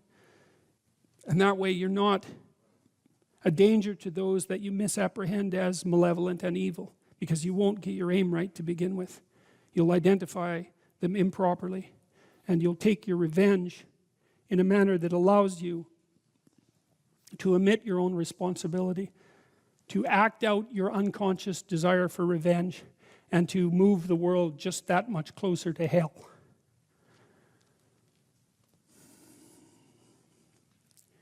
Well, so Cain kills Abel. And then Cain gives rise to his descendants, one of whom is the person who's the first artificer in weapons of war. And then comes the flood, right? Which seems perfectly, miraculously reasonable to me, because what those stories do, it's so amazing that the story of Cain and Abel segues into the story of the flood, because it is the case that the catastrophes that beset society can best be conceptualized as the spread of individual pathology into the social world, and the what would you call the magnification of that pathology to the point where everything comes apart. And I truly believe that if you familiarize yourself with the last 100 years of history, that that's the conclusion that you would derive. And the people who are most wise that I've read who've commented on that say the same thing over and over, which is the key to the prevention of the horrors of Auschwitz and the Gulag in the future is the reconstruction of the individual soul at the level of each individual. And that's a terrible message because it puts the burden on you. But it's an amazing message because it also means that you could be the source of the process that stops that catastrophe and malevolence from ever emerging again. And you know, it's hard for me to imagine that you have anything that could possibly be better to do with the time that you have left. If you're going to be an entrepreneur, you almost have the opposite profile as a soldier. You're very high in openness and you're lower in conscientiousness, or at least conscientiousness is irrelevant. And the reason for that seems to be that, like, if you're an orderly person and you like to follow procedures and rules, it's kind of hard for you to start a company, because when you first start a company or engage in any other creative process, because entrepreneurs turn out to be the same as artists, you kind of have to, you're not operating within a rule-governed structure. In fact, there may be many times where you have to break a small rule to move properly at a higher level of analysis. There's no algorithmic way of generating a new company, right? Obviously. And so it's people who are very high in openness who happen to be good entrepreneurs. And so this is something I thought was extraordinarily cool, because we'd also already known what predicts managerial, administrative, and academic ability. And IQ is crucial for any complex job, so we'll just leave that behind. But what predicts academic ability, for example, at the University of Toronto, is intelligence, obviously, but also conscientiousness. The correlation between creativity and grades at the U of T is zero. Right? But it's not surprising. The thing is, you know, it's easy to be cynical about that, but one of the things you have to understand about creative people is that they continually step outside of the domain of evaluation structures. Right? Because if you're going to say you're going to evaluate the performance of 100 professors on their lecturing ability, well, you kind of have to measure what's common across all the professors in order to come up with the standards for evaluation. Well, that means you're not going to be able to use that structure to evaluate a particularly creative professor, because he or she is going to do something in a way that's so different that it won't show up on the evaluation measure. And of course, that's what happens in universities, you know. Somebody sent me, a couple of days ago, somebody sent me an essay that they had written for their master's thesis that was wildly creative, and they were basically told to leave the program. and that they couldn't continue. Not in the mean way. What happened was that what they were thinking was so outside of the conventions in the discipline is that no one had any idea what to do with the essay. So and that's really the lot of creative people, right? They're always stepping outside of evaluation structures. And so it's not that surprising that the relationship between creativity and grades at the U of T is 0. We found out as well by looking at graduate student performance across multiple institutions that there was a negative correlation between creativity and graduate school performance. It wasn't even 0, it was worse than negative. Being creative was negative. And you think, well, that could make you cynical as well, but you can't be cynical in that way, because one of the things that happens in science is that science tends to progress incrementally rather than in great leaps. Now and then someone comes along who blows the structure out of a science and advances it ridiculously, like Einstein, but like most people aren't Einstein, and maybe thank God for that. Most of the time you're in a discipline, you understand the discipline, and then once you've developed understanding of the discipline, you know what the next micro question is that should be answered. And part of the reason that science is so powerful is because it allows people who aren't genius level creatives to make real advances in the generation of knowledge, one tiny micro step at a time. It doesn't matter if there's 100,000 people doing it and each of them is making a micro step, man. We're zipping along as fast as we possibly want to zip along. And so it turns out to be conscientiousness that's the excellent predictor of graduate student performance. That's the best predictor for law. It's the best predictor for managerial positions. It's the best predictor for administrative positions. Anything that has a structure of rules that needs to be applied, conscientiousness is a great predictor. So, but it's not good for predicting artistic ability or entrepreneurial ability. And that's also really important, because one of the things, this is partly why bureaucracies stultify, right? Because what happens is as they develop, they get chock full of conscientious people, with a few psychopaths thrown in there just for good measure. They get chock full of conscientious people busily zooming efficiently down a single track, and then all of a sudden the landscape shifts and they're going very, very efficiently in exactly the wrong direction, and then the whole bloody thing falls apart. So you need to have some creative wingnuts in your organization to come up with completely absurd ideas that might just on the off chance be true. And so creativity is strange in that manner too, because it's a high risk, high return game. You're a lot safer in your life to find a functioning entity and to operate as a cog within it, as long as the entity keeps functioning. Because if you're creative and you go off on tangents all the time, there's some probability that one of those tangents is going to be exactly what is needed at the time, and you're going to become hyper successful as a consequence. But there's much more probability that even though some of your ideas might be highly valuable, the probability that this is the right time and place for them is extraordinarily low.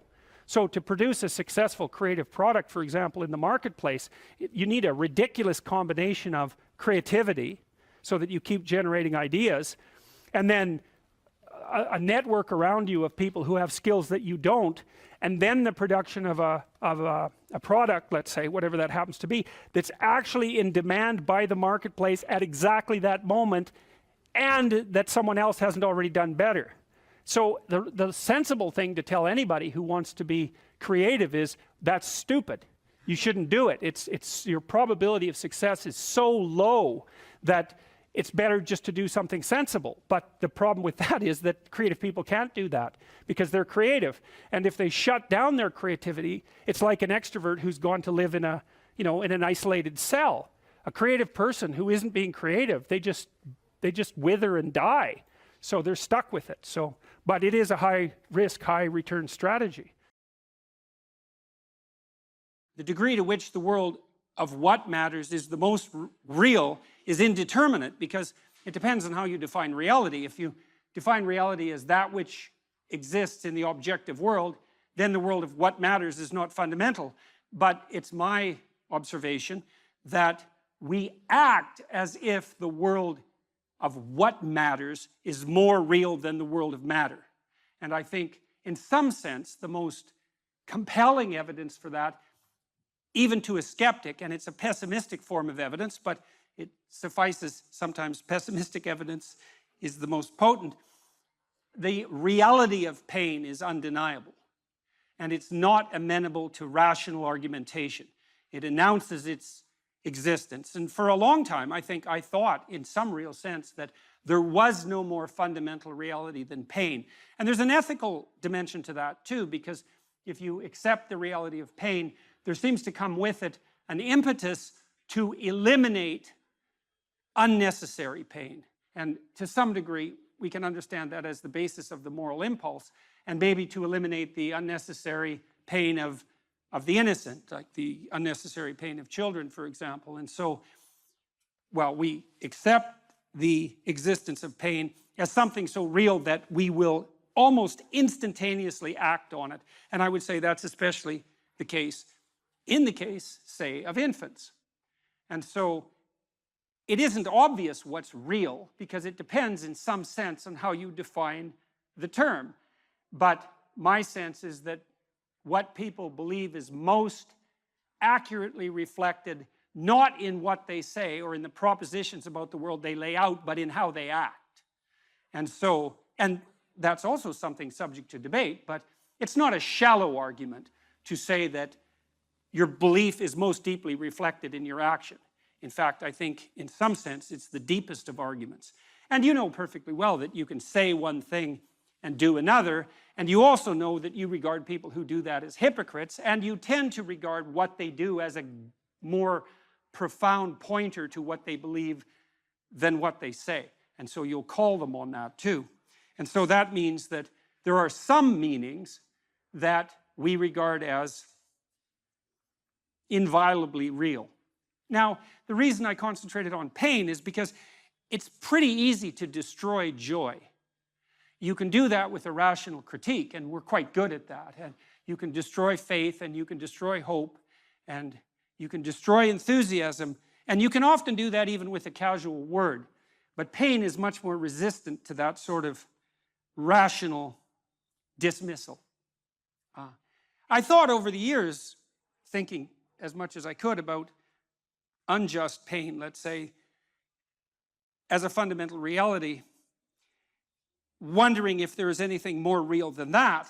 And then I would say, well, yes, there is. That which dispels pain is more real than pain. And that's because to dispel something, you have to be more powerful than that thing in some sense. And then you can ask yourself at all sorts of different levels of analysis, what's capable of dispelling pain, or at least, let's say, rendering pain acceptable, which is not perhaps as deep a solution or as desirable a solution, but is also not nothing. And I would say that many of the things we regard as cardinal virtues are virtues, in fact, because if you have them on your side, you can, in fact, contend with and perhaps dispel or triumph over or transcend the inevitable pain and suffering of existence. And I think one of the fundamental purposes of education is to provide people with the peers and the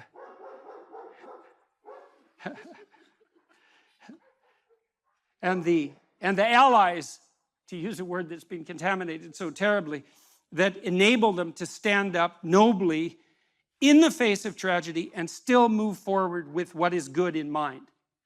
And that's a very different purpose than inculcating in people a thoroughly detailed description of the patterns of the objective world.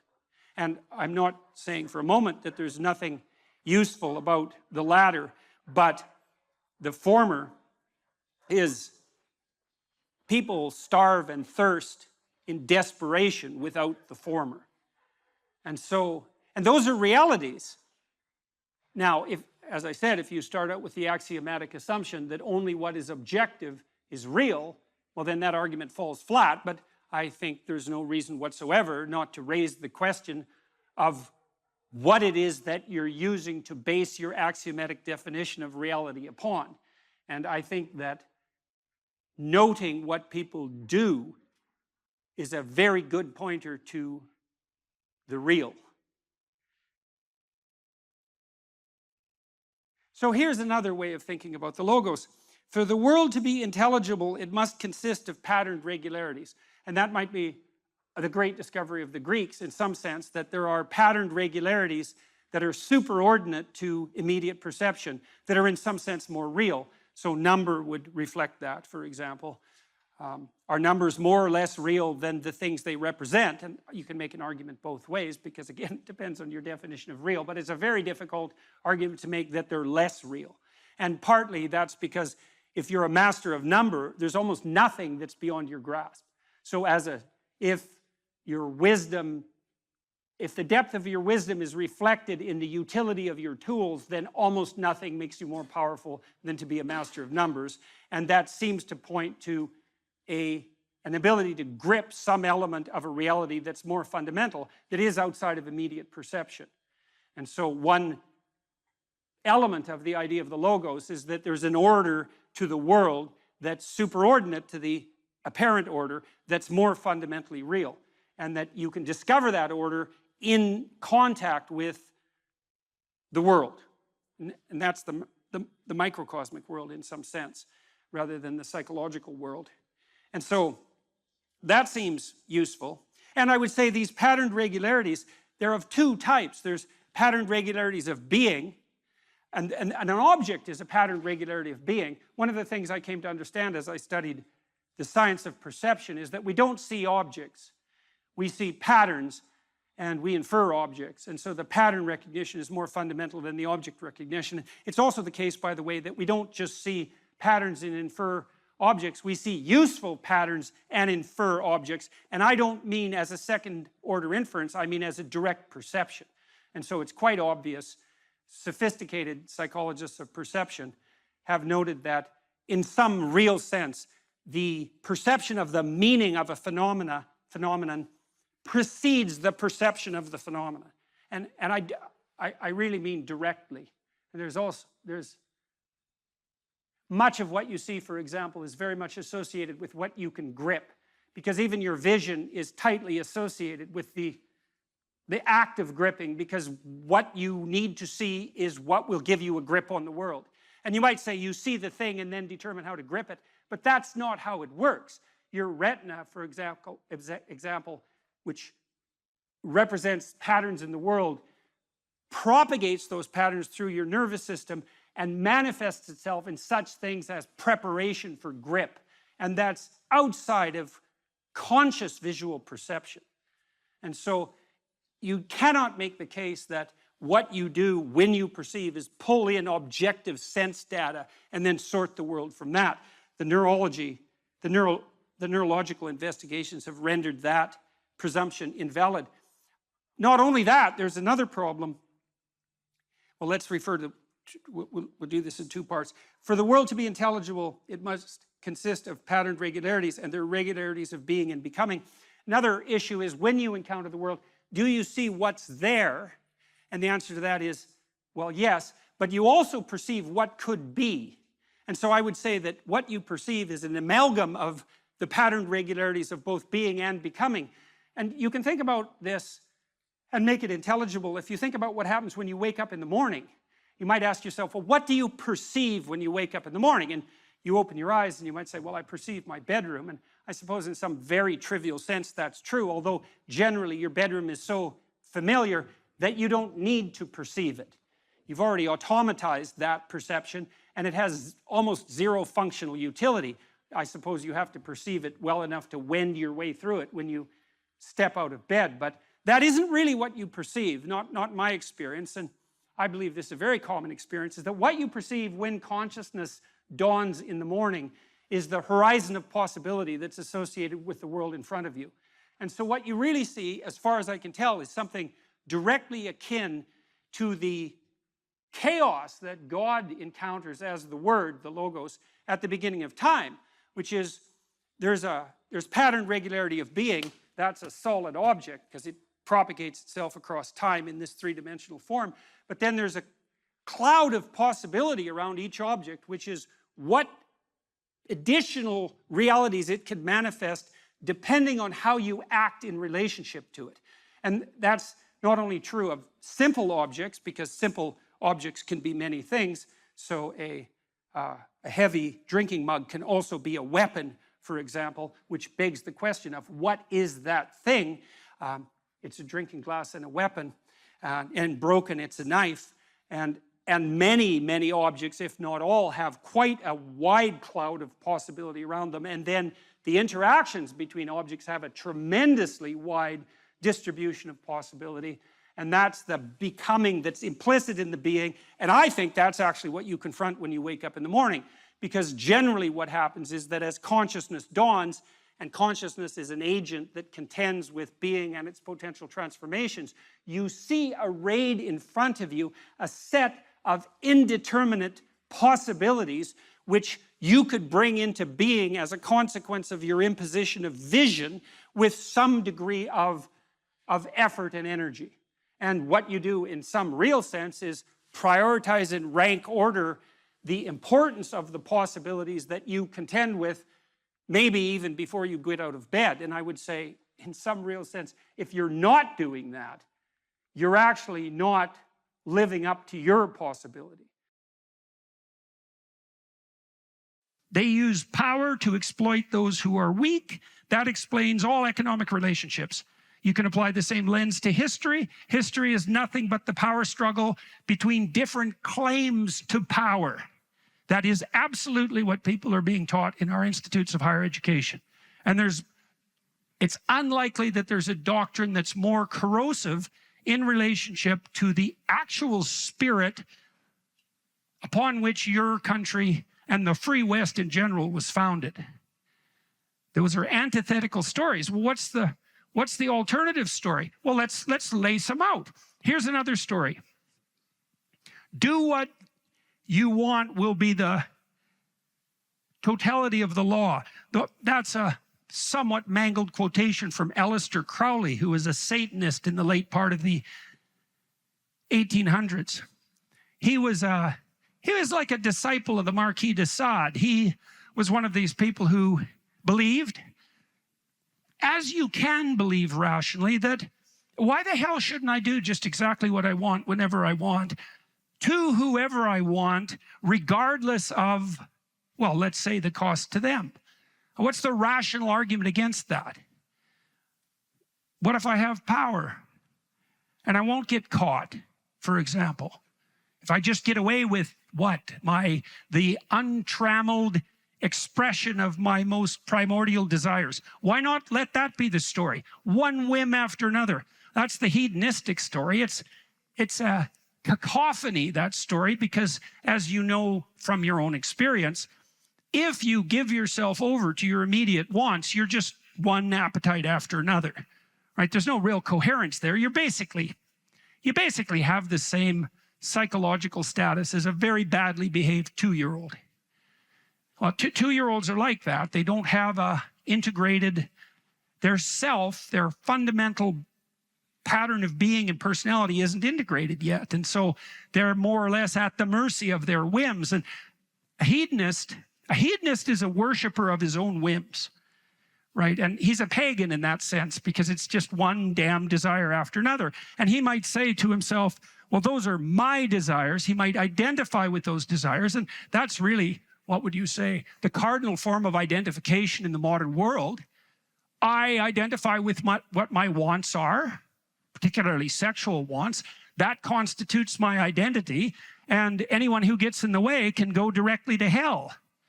And that's a very pathological mode of being, and there's a variety of reasons for it, not least that it's exactly reflective of the same kind of immaturity that makes 2-year-olds entirely self-centered and driven by instinct. Now you might say, well, what's wrong with that? You know, and 2-year-olds have their delightful element. You know, they're very enthusiastic, they're very spontaneous, they're kind of alive in a fiery way, but they're completely incapable of taking care of themselves. Right? And this isn't a hypothesis. You don't see roving bands of thriving 2-year-olds running through the forest organizing themselves. Well, why not? Well, it's because that short-term, self-centered, whim-dominated possession doesn't allow you to exist in the world. You have to mature. And of course, that's what you're trying to do with your kids as a parent, is you're trying to shepherd them through the process of maturation. Well, why? Well, so they have some friends. Because if it's all about them, well, then they don't have any friends. And that goes for all of you, too. If it's all about you, good luck with your marriage. If it's all about you, you don't have friends. You might have, if you're a bully in particular, you might have, you know, toadies and thugs who benefit from your use of power, but you don't have friends. If you exploit your customers as a business person repeatedly to redound to your own immediate advantage, you're not going to have customers for very long. Your reputation is going to precede you. You're not going to do well in the world. So what do you do instead? Power is a bad story. It's a corrupt way of looking at the world. It leads to violence. It's generally manifested in service to a narrow kind of hedonism, because why have power unless it's to get exactly what the hell the worst of you wants from moment to moment? If you're not under the sway of some self-centered and relatively malevolent whim, you don't need to use power on other people, because you could just ask them to go along for the journey.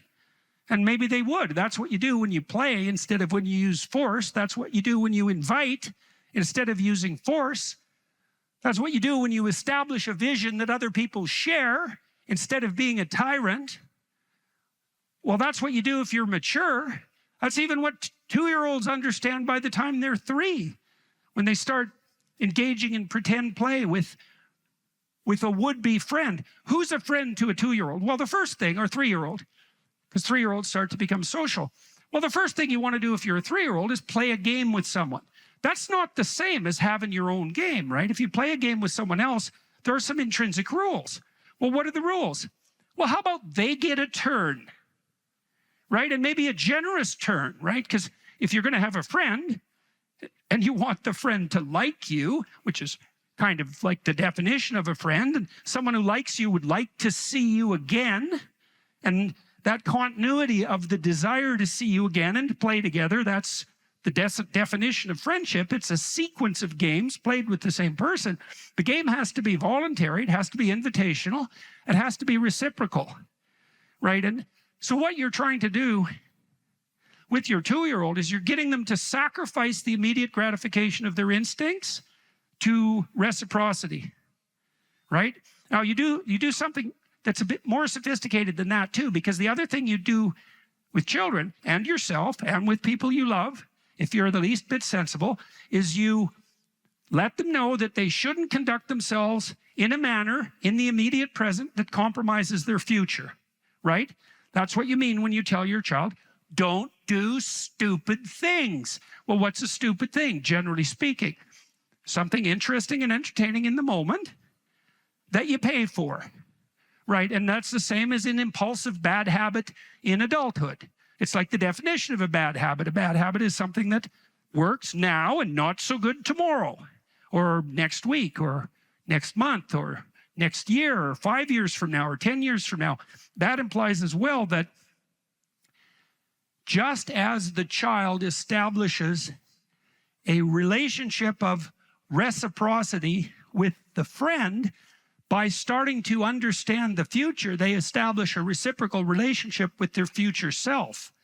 And that's the same thing. So what maturation is, we all know this, maturation is the ability, let's say, to share and to forego gratification, to delay gratification. What does it mean to delay gratification? It means you don't get what the hell you want right now all the time. You have to conduct yourself in a manner that assures communal stability, let's say, and reciprocity. And in the enjoyable sense, you want to be surrounded by friends and compatriots and people who move you forward and people who wish you well, because that's going to be a lot better for you than the alternative. And you want to do that in a manner that assures the future. The whole higher cortical apparatus that human beings are blessed and cursed with is there to integrate the possessing spirits that might otherwise be impulsive and fractionating, to integrate them into a personality that can act reciprocally in relationship to others and guide itself as a consequence of apprehension of the future. It's a definition of maturity. Now, you kind of know this because as your children mature, as you've matured, the amount of time you can consider expands, right? For the 13-year-old, For a 4-year-old sitting down to take piano lessons, half an hour is an eternity, right? For a 13-year-old, 6 months into the future is forever.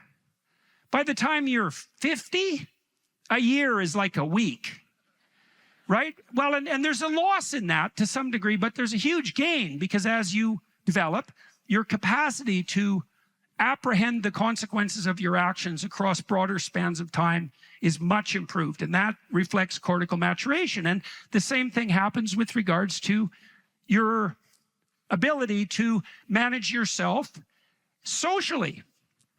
What does it mean to manage yourself socially? Well, it means, as I said, that it's not all about you. Your aim can't be the immediate gratification of the whims that possess you. If you're married, if you have a wife or husband, is your wife or husband, how do they stand in relationship to their importance in relationship to you? Well, we could just think about it in a sort of clear-headed manner. Let's say you have a scrap with your wife, you have a fight with your wife, a disagreement, and you win. You win. She's wrong. She's punished for it in whatever way you can manage. What's the problem with that? You're right, she's wrong. Well, let's say you do that 50 times. Well, now you're living with someone you always defeat. And so now you're living with someone who's defeated. And what's the problem with that? Well, they're around. Right, and so maybe that's the problem with attaining a manipulated victory over your marital partner. Fine if it's a one-off, but you know they're there when you wake up in the morning. And so is the consequence of your, what? Self-centered, power-based maneuvering? Right? And maybe you're a victorious tyrant and she's a defeated slave. Well, that's not much of a victory there, buddy. Right, and the same applies to any reciprocal social relationship. You know, if you have any sense, if you think it through, you want to build up the people that are around you. Well, why? Well, because they're around you. And so if you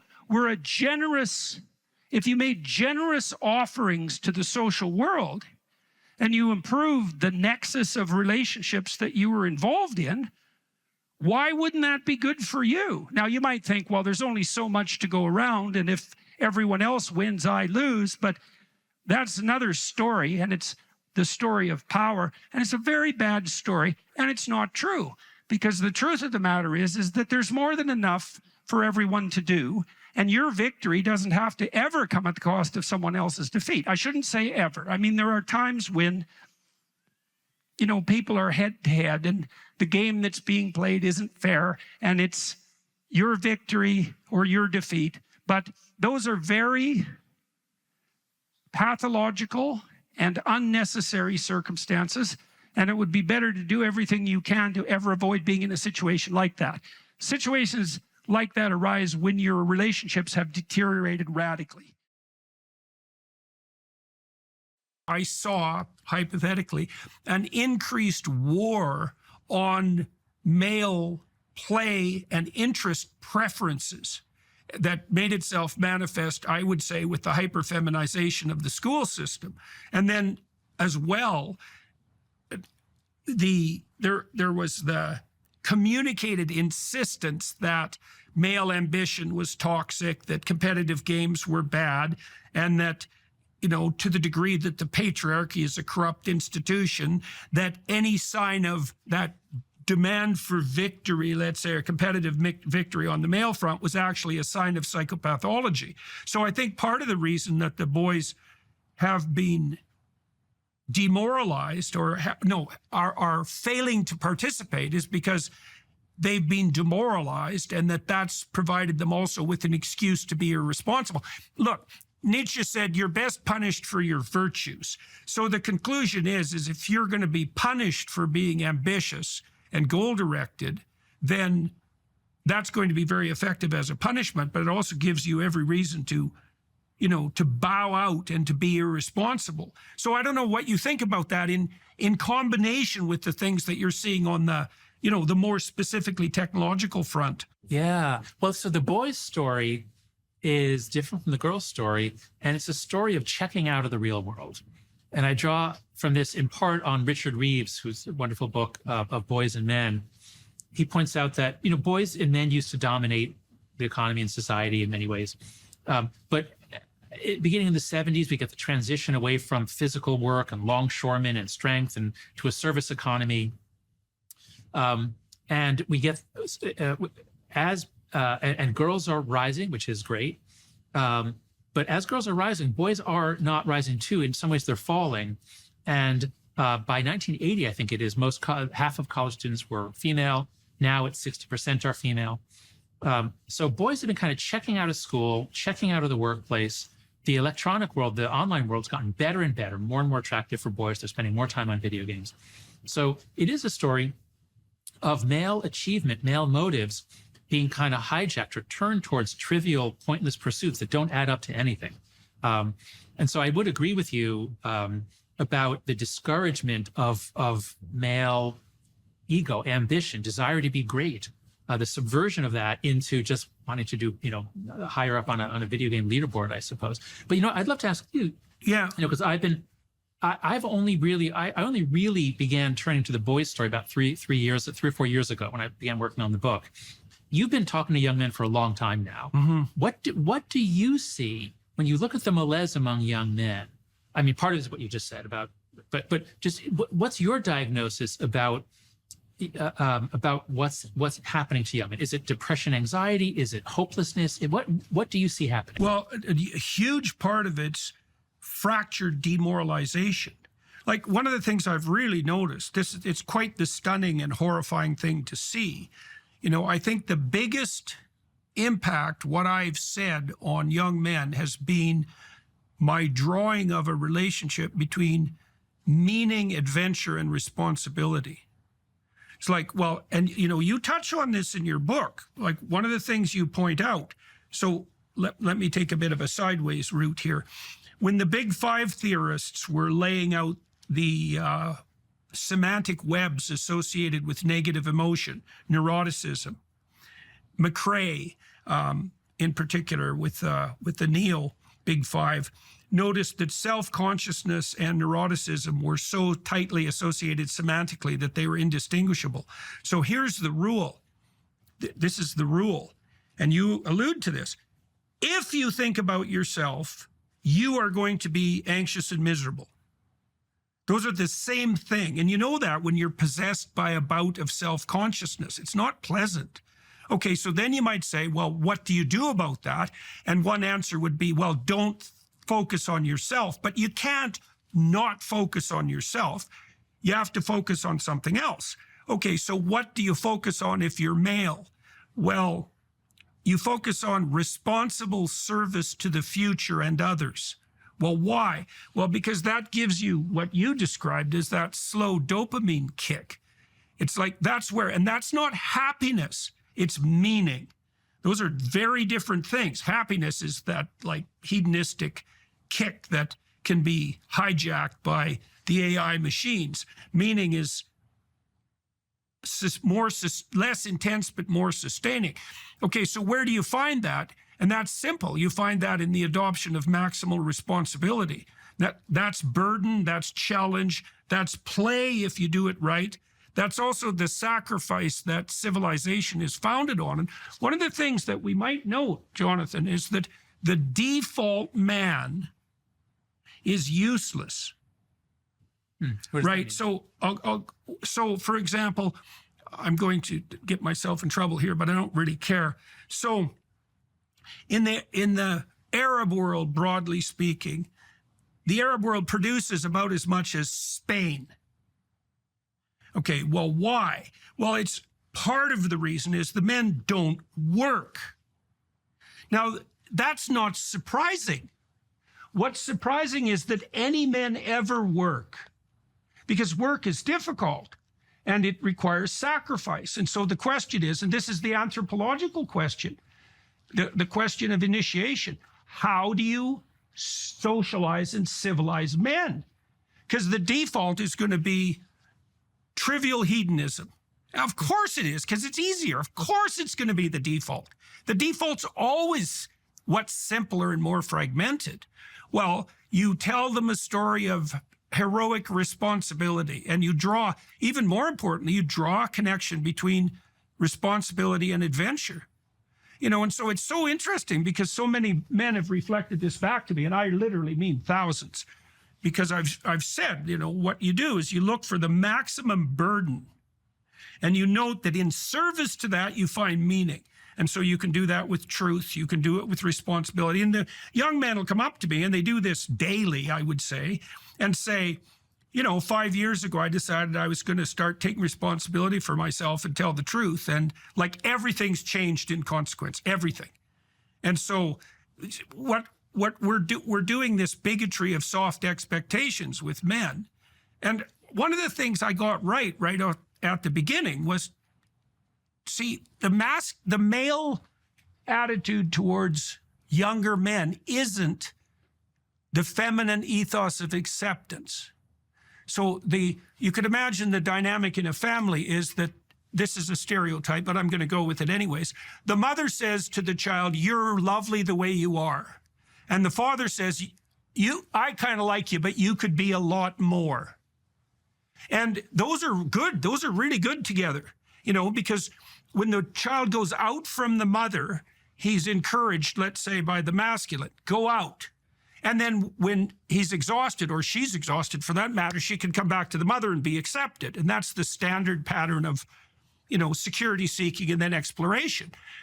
Now, what I've been doing with young men is saying to them, you could be a lot more than you are. And it's an insult in a way, because it means you're not good enough now, but it prioritizes the optimized future self. And that's actually hugely advantageous, and so I think what we're doing that's wrong with young men, well, and I think we're doing it to young women too in a more subtle manner, is not requiring or even demanding nearly enough. So they default to trivial hedonism, obviously. But the young men really need to hear this more, I think, is that you should be a monster. Because everyone says, well, you should be harmless, virtuous. You shouldn't do anyone any harm. You should sheath your competitive instinct. You shouldn't try to win. You don't want to be too aggressive. You don't want to be too assertive. You want to take a back seat and all of that. It's like, no, wrong. You should be a monster, an absolute monster, and then you should learn how to control it. If you're harmless, you're not virtuous. You're just harmless. You're like a rabbit. A rabbit isn't virtuous. It just can't do anything except get eaten. It's not virtuous. If you're a monster and you don't act monstrously, then you're virtuous. But you also have to be a monster. Well, you see this all the time. Harry Potter's like that too. It's like he's flawed, he's hurt, he's got evil in him. He can talk to snakes, man. He breaks rules all the time. All the time. He's not obedient at all. But, he has a good reason for breaking the rules. And if he couldn't break the rules, him and his little clique of rule-breaking, troublemakers, if they didn't break the rules, they wouldn't attain the highest goal. So it's very peculiar, but it's a very, very, very, very common mythological notion. The hero has to be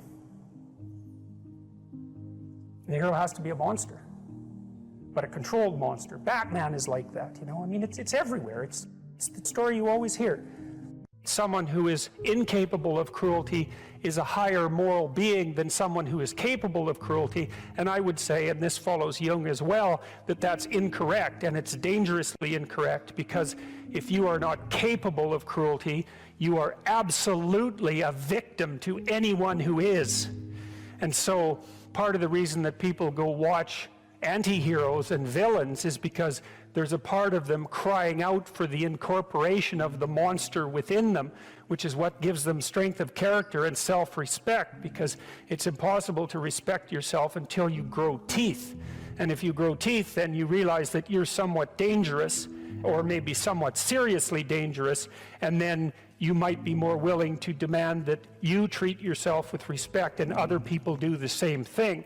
And so that doesn't mean that being cruel is better than not being cruel. What it means is that being able to be cruel and then not being cruel is better than not being able to be cruel. Because in the first case, you're nothing but weak and naive. And in the second case, you're dangerous, but you have it under control.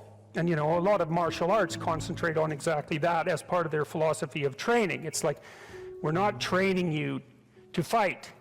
We're training you to be peaceful and awake and avoid fights. But if you happen to have to get in one, and I guess the philosophy also is that if you're competent at fighting, that actually decreases the probability that you're going to have to fight, because when someone pushes you, you'll be able to respond with confidence, and with any luck, and this is certainly the case with bullies, with any luck, a reasonable show of confidence, which is very much equivalent to a show of dominance, is going to be enough to make the bully back off. And so the strength that you develop in your monstrousness is actually the best guarantee of peace. And that's partly why Jung believed that it was necessary for people to integrate their shadow. And he said that was a terrible thing for people to attempt, because the human shadow, which is all those things about yourself that you don't want to realize, reaches all the way to hell. And what he meant by that was, it's through an analysis of your own shadow that you can come to understand why other people are capable, and you as well, of the sorts of terrible atrocities that characterized, let's say, the 20th century. And without that understanding, there's no possibility of bringing it under control. When you study Nazi Germany, for example, or you study the Soviet Union, particularly under Stalin, and you're asking yourself, well, what are these perpetrators like? Forget about the victims, let's talk about the perpetrators. The answer is, they're just like you. And if you don't know that, that just means that you don't know anything about people, including yourself. And then it also means that you have to discover why they're just like you. And believe me, that's no picnic. So that's enough to traumatize people, and that's partly why they don't do it. And it's also partly why the path to enlightenment and wisdom is seldom trod upon, because if it was all a matter of following your bliss and doing what made you happy, then everyone in the world would be a paragon of wisdom. But it's not that at all. It's a matter of facing the thing you least want to face. If you're going to be a fighter, you have to want to win. And you have to want to hurt people. I mean, not for the sake of hurting them. That's what makes you different than an evil person. But you have to have that capacity. You have to develop that. And, you know, that's the step on the way to enlightenment, weirdly enough, because that isn't what people think. People have been fed this diet of pablum, rights and impulsive freedom, for so long. There's just an absolute starvation for the other side of the story. There are no rights, technically speaking, without responsibilities. And all we've had for 60 years is a dialogue about rights. Well, that leaves a hole on the other side of the story. And it's a hole that's in people's hearts, essentially. Because responsibility, well, perhaps that's not more important than rights. Like I said, they're part and parcel of the same formula. But it's in responsibility that most people find the meaning that sustains them through life. It's not in happiness. It's not in impulsive pleasure. Those things blow away at the first ill wind. But to adopt the responsibility for your own well-being, and to try to put your family together, and to try to serve your community, and to try to seek for eternal truths and to live them, that's the sort of thing that can ground you in your life enough so that you can withstand the difficulty of life. And when you tell people that, especially when you include yourself in the audience, let's say, and you're not finger waving from above, then everyone knows that it's true. There's been this attempt to identify masculine competence and power, let's say, but mostly competence with tyranny, and that's very, very hard on young men. It's also hard on young women, for that matter, but it's very helpful for people to hear that they should make themselves competent and dangerous and take their proper place in the world, because it's the alternative to being weak. And weak is not good. The people who shoot up the high schools, they're weak. They're weak. And life is a very difficult process, and you're not prepared for it unless you have the capacity to be dangerous. That doesn't mean that you should be cruel. It doesn't mean any of that. There's a statement in the New Testament, the meek shall inherit the earth. But the meek isn't well translated. It means something more like, those who have swords and know how to use them but keep them sheathed will inherit the world. That's a way better way of thinking about it. You have to be powerful and formidable and then peaceful, in that order, right? And that's not the same as being naive and weak and harmless, which is what young men are being encouraged to be. It's like, that's a very bad idea. It's a very bad idea. Because naive, weak, and harmless means that you can't withstand the tragedies of life. You can't bear any responsibility. You'll end up bitter. And when you get bitter, then you get dangerous. You don't treat adult men as if they're infants. You most want to find will be found where you least want to look. There's this old story that's from King Arthur, and King Arthur has these knights, right? They all sit around a round table, which means they're roughly equal. That's what the round table means. And they're off to find the Holy Grail, and the Holy Grail is the most valuable object. That's what it means. So they're off to find the most valuable thing, but they don't know what it is, and they don't know where it is. But they know that there's a most valuable thing, so in some sense it's akin to them orienting themselves by the star.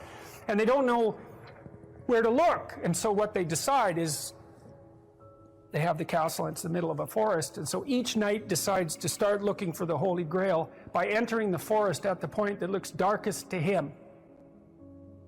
And so what's the idea there? Well, imagine there are things that come easy to you, and that you're fond of pursuing, and that you're happy about pursuing. So you've found those and pursued them, and you've mastered them. So you know all that, but then there's another place that you don't want to go. And so you haven't gone there, and you haven't mastered it, and you're very small in comparison to it because you haven't mastered it, and so it has this monstrous aspect. If what you're doing isn't working, it's where you haven't gone that you need to go. And so I can give you another example of this. So let's say you're an agreeable person, and so you don't like conflict, and you won't stand up for yourself, and you regard anger and the proclivity to provoke and to engage in conflict as something that's positively terrible. It's not only that you're not good at it, it's actually that it's wrong. So that's where you have to go if you're going to learn how to stand up for yourself. And imagine that you're afraid. Maybe you have something like agoraphobia. And so there's a whole bunch of things that you're afraid of, and you don't want to go there. But if you want to put yourself together, then that's exactly where you have to go. And so it's frequently the case that what you want to find is to be found where you least want to find it. And that idea is echoed in the prominent stories of dragons and gold. It's exactly the same idea. The dragon is this terrible thing. It's this terrible predatory thing that lives forever and is very, very wise. And it lives underground, and it'll kill you. It'll burn you up in a second. But it hoards gold. And so you have to go there into the dragon's lair if you're going to get the gold. And that's a representation of people's paradoxical relationship with reality. It's like you have to go out there and confront it in order to incorporate what it has to offer to you. But the probability that that's going to be intensely dangerous and push you right to the limit, first of all, those are actually the same thing. If it didn't push you to the limit, you wouldn't gain anything valuable from it. So you don't get one without the other. You don't get the gold without the dragon. That's a very strange, very, very strange idea. But it seems to be accurate. So all of that's lurking underneath this, in this imagery of the whale. Now, the whale, you can think of the story of Jonah. What happens with Jonah is that, roughly speaking, he's a prophet, and God tells him that he has to go to this city and straighten it out because it's veered off the path and it's heading towards doom. And Jonah thinks, I'm not going to that city to tell those people anything like that because they're not going to be very happy with me just showing up there and telling them, everything they're doing wrong. And so he hops on a boat and tries to get out of there. And then God conjures up this huge storm, and the boat is about to be swamped, and Jonah admits that it's actually his fault because God's upset with him because he got this direct command to go straighten out the city, and he ran off. And so they're not happy about this, but they throw Jonah overboard, and the sea's calm, and great fish comes up, a whale, and swallows him. And then he's down in the fish for 3 days, and it throws him up on the dry land, and then he's learned his lesson by that time, and he goes off to pursue his proper destiny.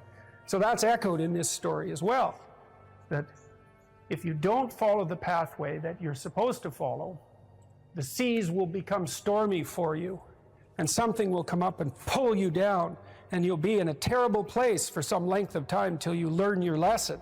And if you're lucky, you'll get spit back up on shore, and then you can go do what you should do. Well, that's not a lesson that anybody needs to have interpreted. I think everybody understands that. part of spiritual development is to recognize the satanic tendencies that characterize you and to fully wrestle with them and to integrate them. That's the thing. It's not so much to cast them away, it's to transmute them. You know, and you can see the difference between people who've done that and people who haven't, at least to some degree, because people who haven't integrated the shadow at all are naive. And you can tell that when you look at them, and you can tell that when you talk to them. And because they're naive, they're often resentful as well because they get taken advantage of.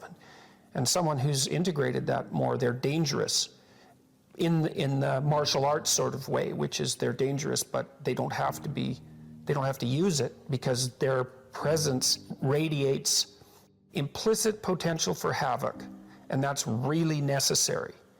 It's one of the things that gives people self-respect. It's with our fantasy that we first meet the unknown, right?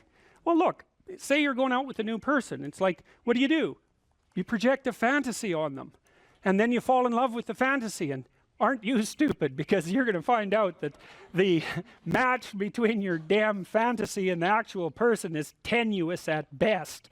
And so Jung would call that a projection of either the anima or the animus. You know, the anima is what a man projects onto a woman he finds desirable. It's like, oh, she's the perfect woman. It's like, well, how do you know that? You've like seen her for 4 seconds, you know, but it grips you.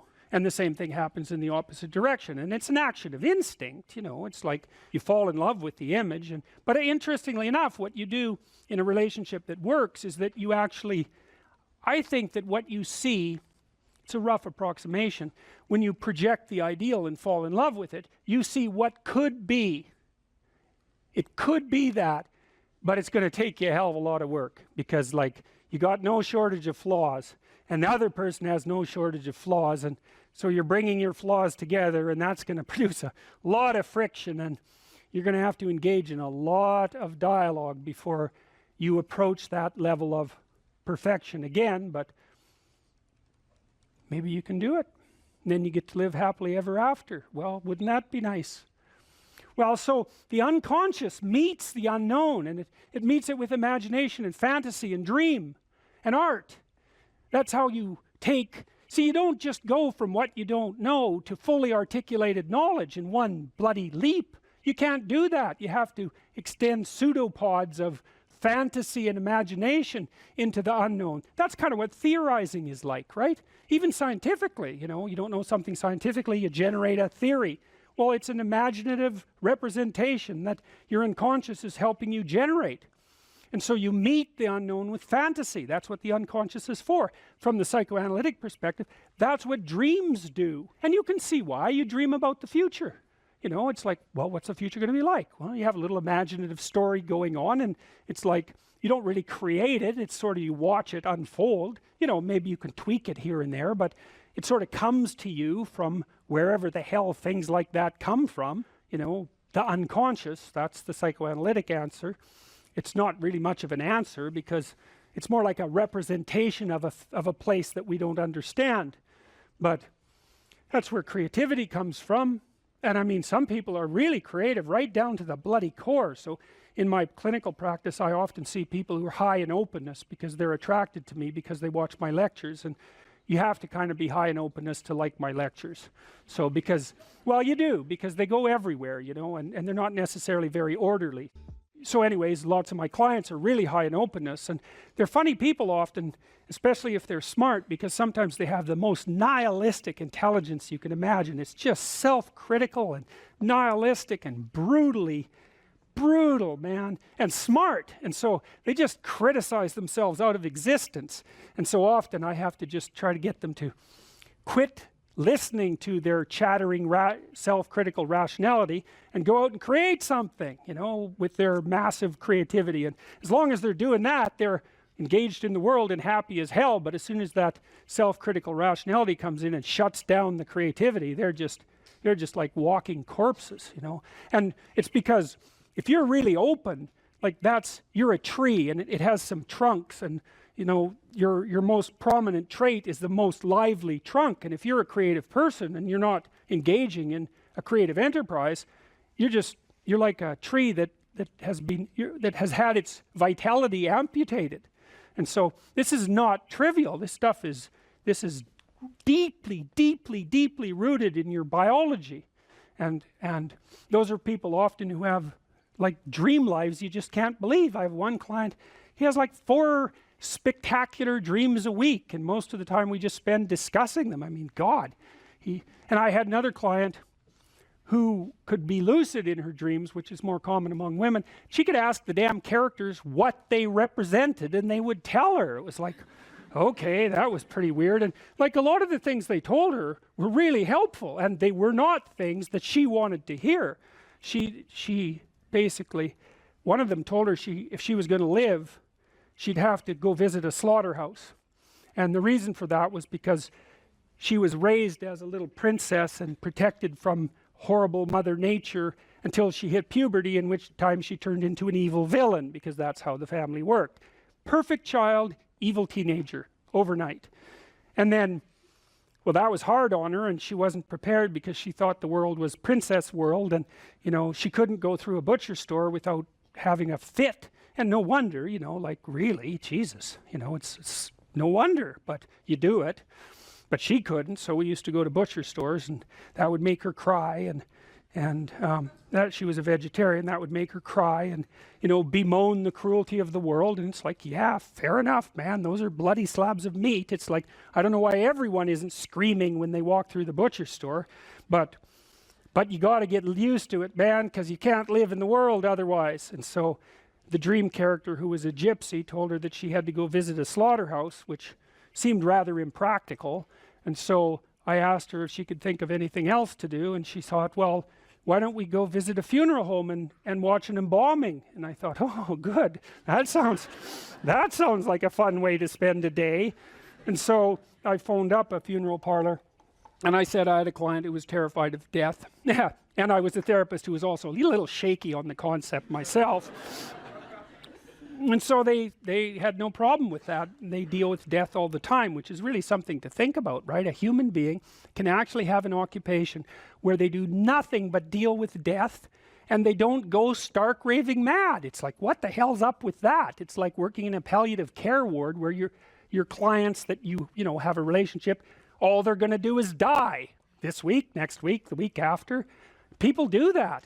It's like, those people are tough, man. They're tough. So anyways, we went and watched this embalming, which was, I have a rather high level of disgust sensitivity, so it was a little on the rough side for me. But she sat there, and first while she was not, we were outside this little room, she was not looking at that, man, no way. Then she'd kind of go like this, and you know, that was pretty good. And then she'd go like this, and then she'd go like this, and then she watched it. And then she asked if she could go in, and she put on a glove and she touched the body, and she didn't have a fit, she didn't have a panic attack. And so she walked away from there learning that there was a hell of a lot more to her than she thought there was, and that she could see things that she didn't think she could see and live. And after that, she sort of had a touchstone. It's like, well, I'm kind of afraid of this. Well, is it as bad as going to see the embalming? No, it's not that bad. Well, I guess I can do it. It's like an initiation, right? She had an initiation. And so did I, you know. And I learned a lot from doing that. I learned that one of the things you need to do if you're going to be a human being is to prepare yourself to be useful in the face of death. And so when you have a parent that dies, which, you know, shatters people's ideas, often they can't even think about it. If you can't even think about that, man, you've got some thinking to do. Because you need to be able to at least think about that, because otherwise you're just going to be a wasteland when it happens. And you never know, you could even have a higher ambition. Maybe you could even be useful when it happens, instead of being part of the heap of destroyed people who also have to be taken care of. You know, and that's brutal. You have to be brutal to be useful in the aftermath of your parents' death. You know, you don't get to crumble and fall apart, and no, you have every reason to. So you got to be kind of some tough monster to manage that. But do you want to be useful in the face of tragedy, or do you want to be pathetic? Yeah, well, we're not animals in a zoo. Like we're not camels in a zoo. We're not herbivores. you know, and just because we have enough straw doesn't mean we're going to lose our unbelievable capacity for destructive creation. And we don't know how to harness that. You know, and I've been trying, I suppose, in some sense, to meet that desire for a call to adventure with what I'm writing and with my lectures, and to use responsibility in this moral domain as a battle that's of sufficient intensity to engage young people in particular property. It's like, get yourself together, see how difficult that is, see what you can do, put yourself together, stop doing the things you know to be wrong, and see what happens. Put yourself together. And there's been an unbelievable response to that. And I think it's harmless in some sense, or as harmless as such things can be, because it is focused. It's like, change you. Leave the other people alone. Or if you want to change them, maybe you can do it through example. You know, but they're not the problem. You have enough problems with yourself. It's like, well, what are you complaining about? You've got enough to eat. It's like, fair enough, you know, who wants to starve, right? And so it's even hard to fight against. Well, I should be grateful for that. And yes, you should, but it's not enough. And you think about where we came from, our ancestors, what they struggled against. And from the time we were, you know, from our animal forebears all the way up to where we are now, whatever we're made for, it's not Twinkies and TV. You know, it's not willful blindness and the comfort that brings. It's not enough. And so we need this adventure. And that's something we're going to all have to contend with, because if we don't get the adventure right, then we'll get it wrong, and it'll lead us in terrible places. One of the things I've said that people have repeated many times, and that it's in memes, and you can buy it on, you know, merchandise items and that sort of thing. A good man is a very dangerous man who has himself under control. And no one ever says that. So you say to young men, look, like, your job is to be as dangerous as you possibly can be in every possible direction, and to control that, right? Not to be harmless and slothful and contemptible even in your own eyes. And that way you get the power of the shadow. You don't have to dispense with the anger and the aggression. You can integrate it. And that's way better. I mean, I had a remarkable conversation with Jocko Willink. I felt that it was remarkable. It was very engrossing. And Willink, he's unlike me in many ways. I mean, he's a physical specimen of sort of unparalleled proportions to begin with. He's about 2 feet thick, you know, and he's this military guy, highly disciplined, and also extraordinarily morally integrated. And he's an admirable person, because the danger is right there under the surface. But he has it rather than it having him. And we're uncomfortable with the idea that that's the proper route for socialization. We try to teach our children that only, you know, cooperative games are acceptable. And they know in their hearts that that's a complete bloody lie. It's not technically sustainable. It's not even conceptually correct. I'm not saying I've solved it. I talk to Bjorn about this a lot. It's like, I love your message.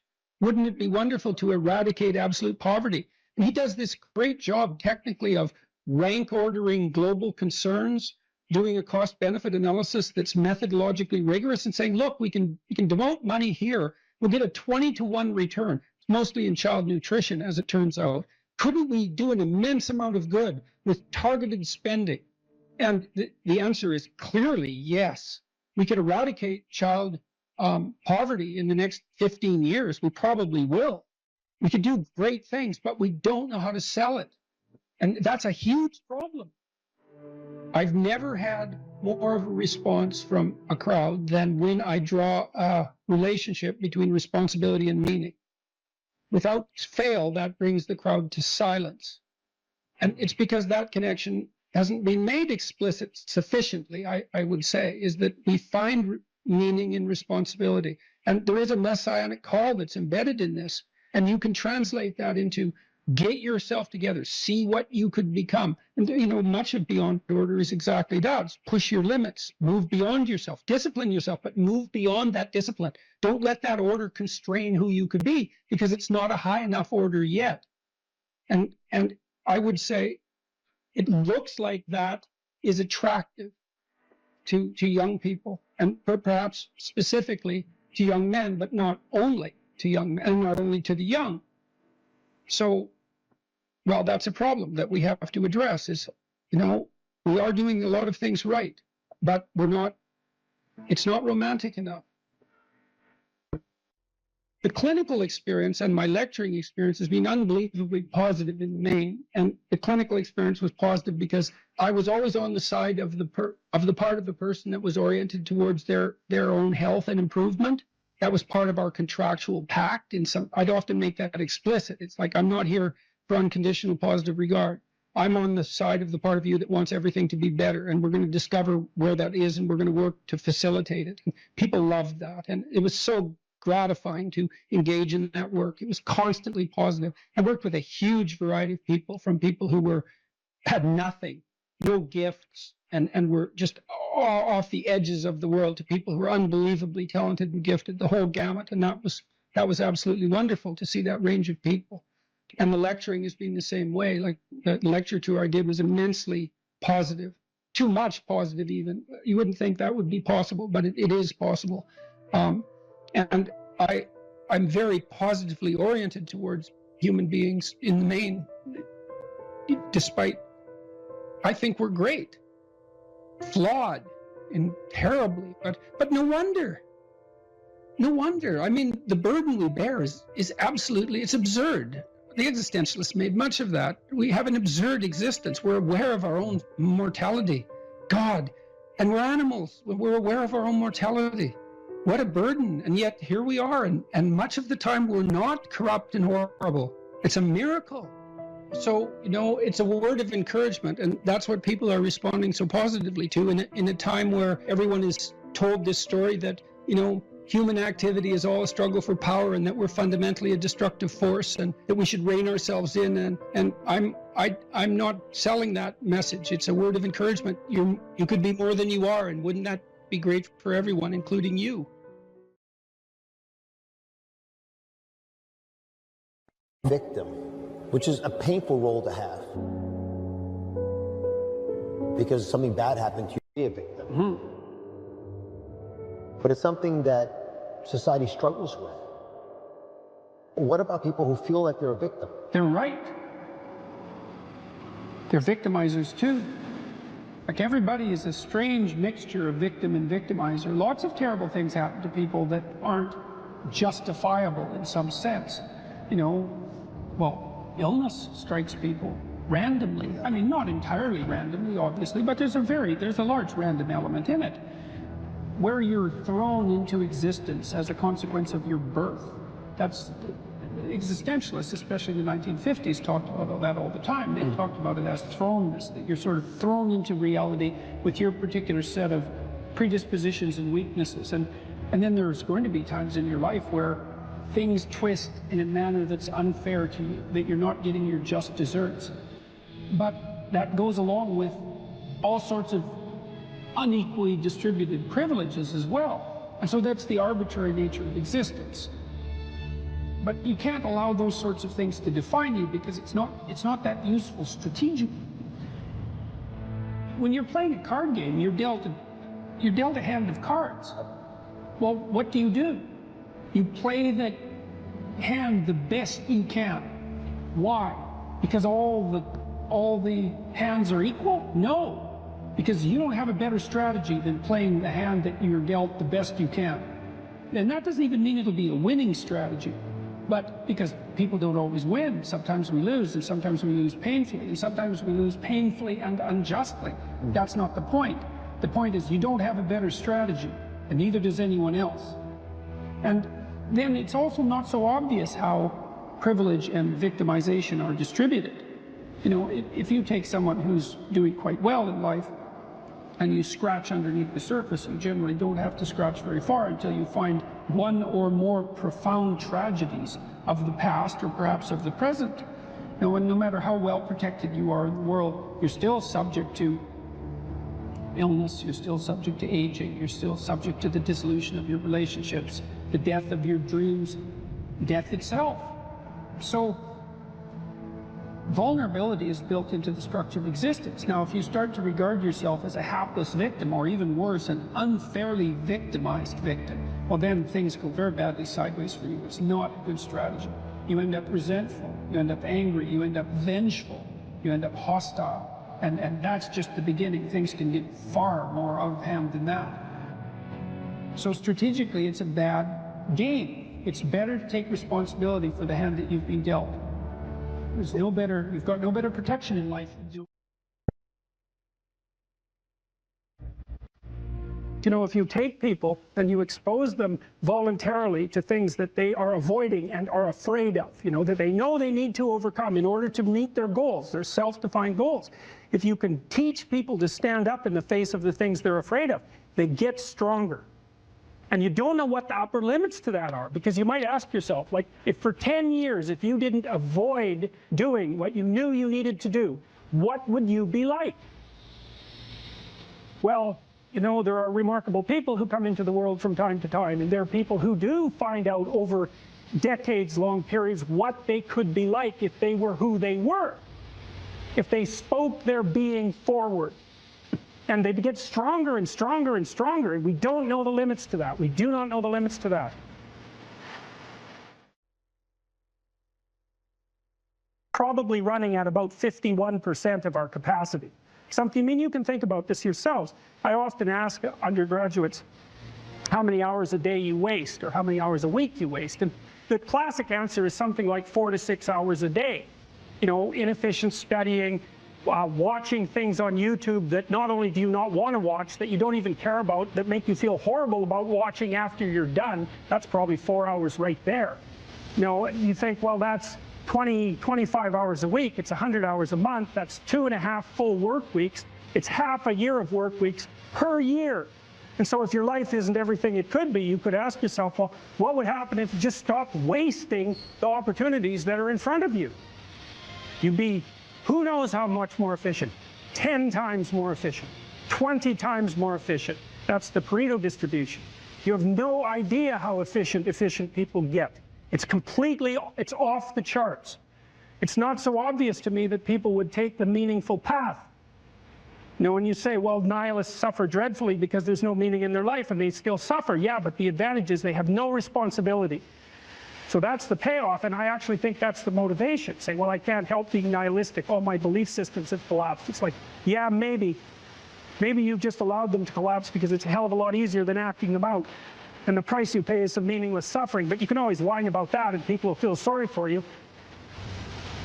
If you live a pathological life, you pathologize your society. And if enough people do that, then it's hell.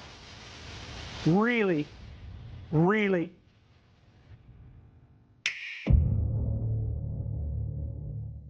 One of the things that you can, I think this heightens the meaning in your life, is to try to do difficult things, right? Aim high. Don't aim so damn high you can't manage it, and make sure you break down your aims into reasonably attainable sub-goals, but you want to aim high, and then you want to see how hyper efficient you can get. That's a great thing to do in your early 20s, is to see, okay, like, discipline yourself. You think, okay, how much work can I do if I load myself right to the maximum? How far can I work? How hard can I work until I exhaust myself? And then you back off, obviously, because the optimal amount of working, productive engagement, let's say, is that which is sustainable across decades. So you have to learn that, but you don't learn that without stretching yourself to your limits to begin with. And you know, if your life isn't everything it could be, and if you're suffering from an excess of meaninglessness, well, it means you're not oriented in the world of chaos and order properly. It's like you could learn to discipline yourself. Figure out what it is that you need to do and that you want to do, and then see how efficient you can get. Because one of the things that's quite fun is to figure out, if you have a task, I always tell my graduate students this if they're doing an experiment too. If you have a task that you have to do, it's really interesting to spend a few minutes, sometimes hours, depending on how long the task is. See if you can figure out how to do it from 5 to 10 times faster. It means you'll have to rearrange the way you think about it, but you can often do it. And that's how extremely productive people get so hyper efficient. If you're suffering, you are obligated, in a sense, to hold on to whatever rope someone throws you. Life can be meaningful enough to justify its suffering. You can tyrannize yourself into doing things, but I wouldn't recommend it. What I would recommend instead is that you ask yourself what you're willing to do. It's a really effective technique. It's like a meditative technique. That's when life is worthwhile.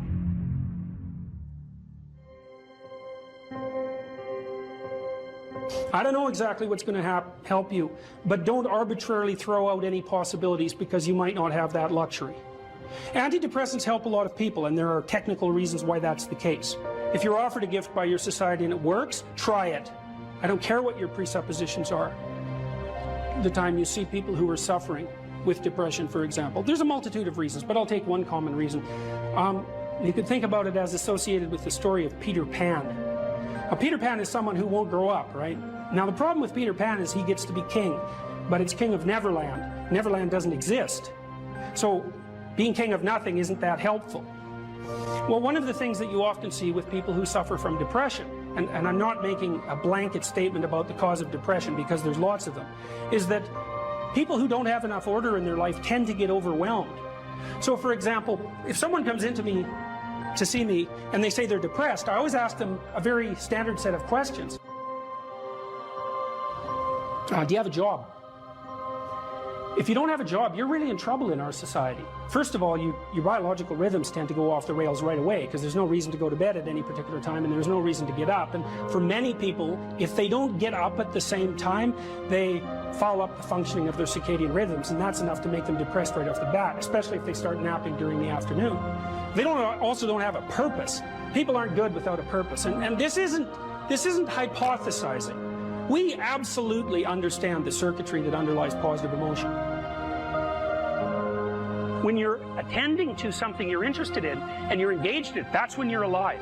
That's when life is worthwhile. It's so worthwhile that in those moments you don't even ask the question about it. The question itself goes away because the meaning that you're united with is so powerful that it can push back the adversity that would otherwise characterize life. Nietzsche said, the person who has a why can bear any how.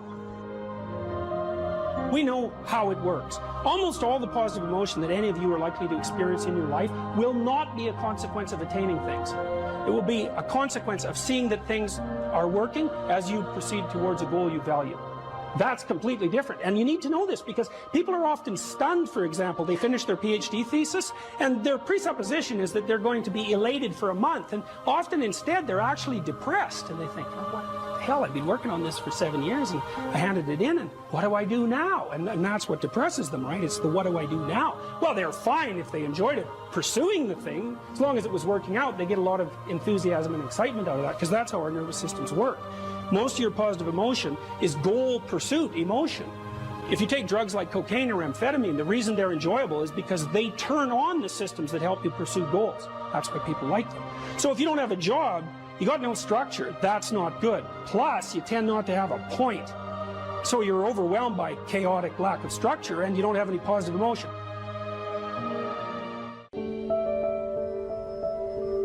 So that's an interesting thing. Well, so let's say you go over your past with a fine-tooth comb and you decide you're going to take responsibility for everything that you did that was wrong and everything that you failed to do that you could have done that was right. It's like, does that change the world? It's like, depends on how thoroughly you do it. You might say it changes the world like nothing else possibly can. And I think that that's actually right. You have to allow yourself a certain latitude for error. And that's a useful thing to know too. One of the things I tell people when they're trying to develop a vision for their life or an implementable plan is make a bad plan. Like, make the best one you can, but don't get obsessive about it. It's like, make a plan, implement it. You'll figure out when you implement it why it's stupid, exactly, and then you can fix it a little bit.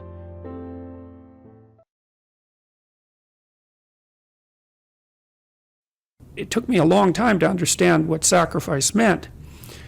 Because on the surface of it, especially the way it's acted out, like burnt offerings and that sort of thing, it just seems like, well, it seems so archaic and distant from us that it's not really comprehensible. But partly from reading Jean Piaget, and Nietzsche for that matter, I started to understand that people often acted out conceptions before they understood what they meant. You know, and we act out a lot of things we don't understand because we're much more complex than we can represent. So we're always acting out things we don't understand.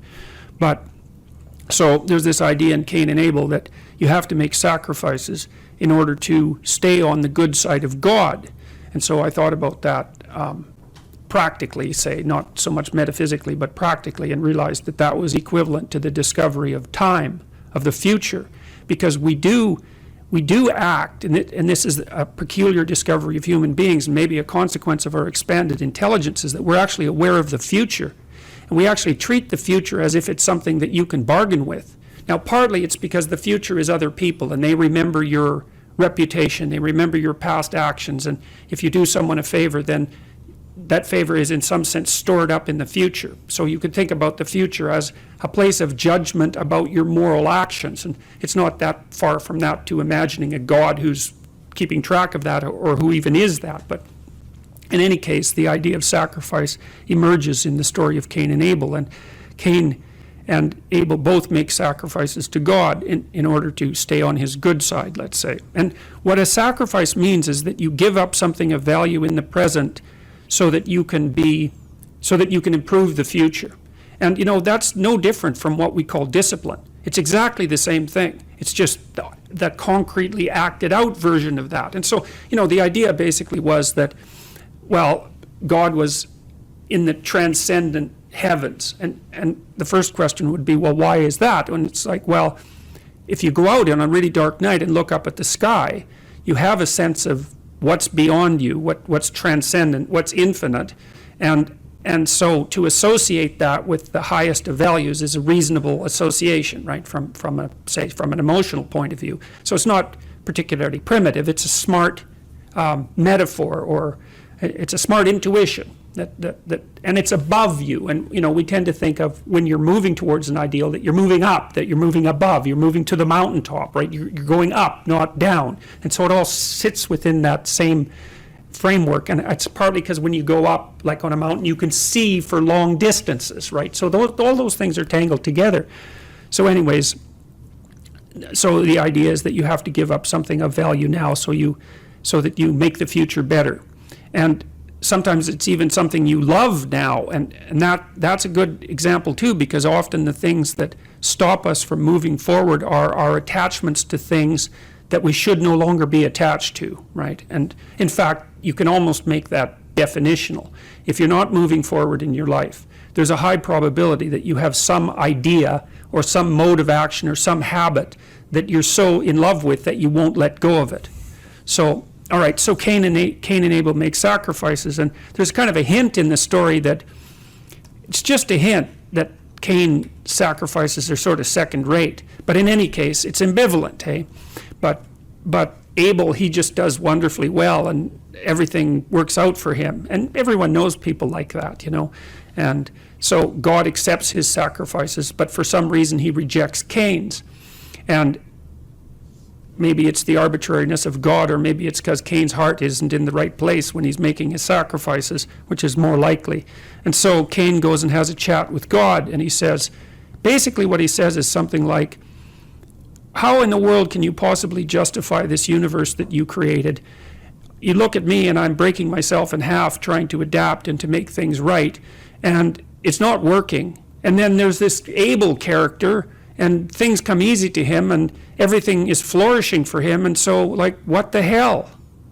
And if you don't understand that question, then you're not thinking, because it's very, very frequently the case when a serious catastrophe besets you in life, that you essentially ask exactly that question. What's the meaning of life? What's the purpose of the world? How come there's suffering? And it's easy to become resentful and vengeful as a consequence of that. And so you got to think about what state of mind having your sacrifices rejected puts you in, especially when you see someone who's successful, because that's where the jealousy and resentment starts to fester is probably the right word.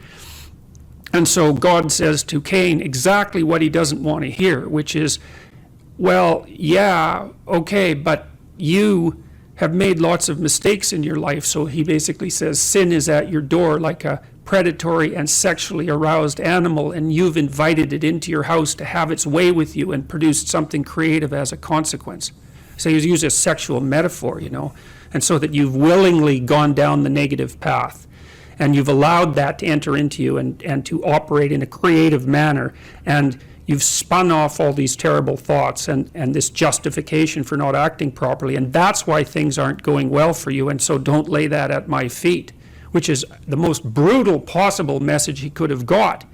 And so then he leaves the presence of God, let's say, and it says in the story that his countenance fell, which meant he was basically enraged. And so what does he do? He goes out and kills Abel, and then that's a very fascinating idea, because Abel is his ideal, so he kills his ideal. And when you kill your ideal, you're lost.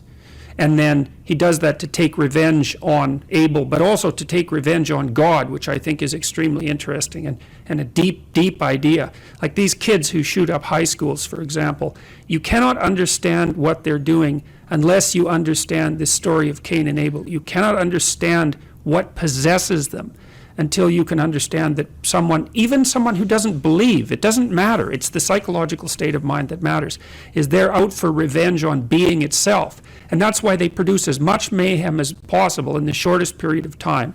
That's why they sacrifice innocent people, because it's much more vengeful and demonstrative to kill innocent people than to kill guilty people, right? Because it's a worse sin, so to speak. And then they kill themselves. And they kill themselves as a final demonstration of their belief in nihilism and the horror of existence. Because you might say, well, why don't they just kill themselves first and save everyone the trouble? You know, and there's narcissism in that too, because they know their names are going to be splashed across the page. And that's their notoriety instead of their accomplishment. And of course, the media is unbelievably complicit in that. So when you're talking about motivation for evil, then you have to understand what it is that's driving it, and it is a deep resentment about the structure of being, for being saturated with suffering, but also for rejecting your sacrifices, and that, you know, that produces the bitterness of failure. And I'll stop with this. One of the things that's really interesting about the Old Testament is that, and the Jews in the Old Testament, is that they don't take the path of Cain. Every time they're walloped by God, which is like fairly frequently, they say, we must have done something wrong and we have to set ourselves right. And that's an unbelievably heroic attitude, because that's the alternative to cursing fate. It's like you take the responsibility for failure onto yourself.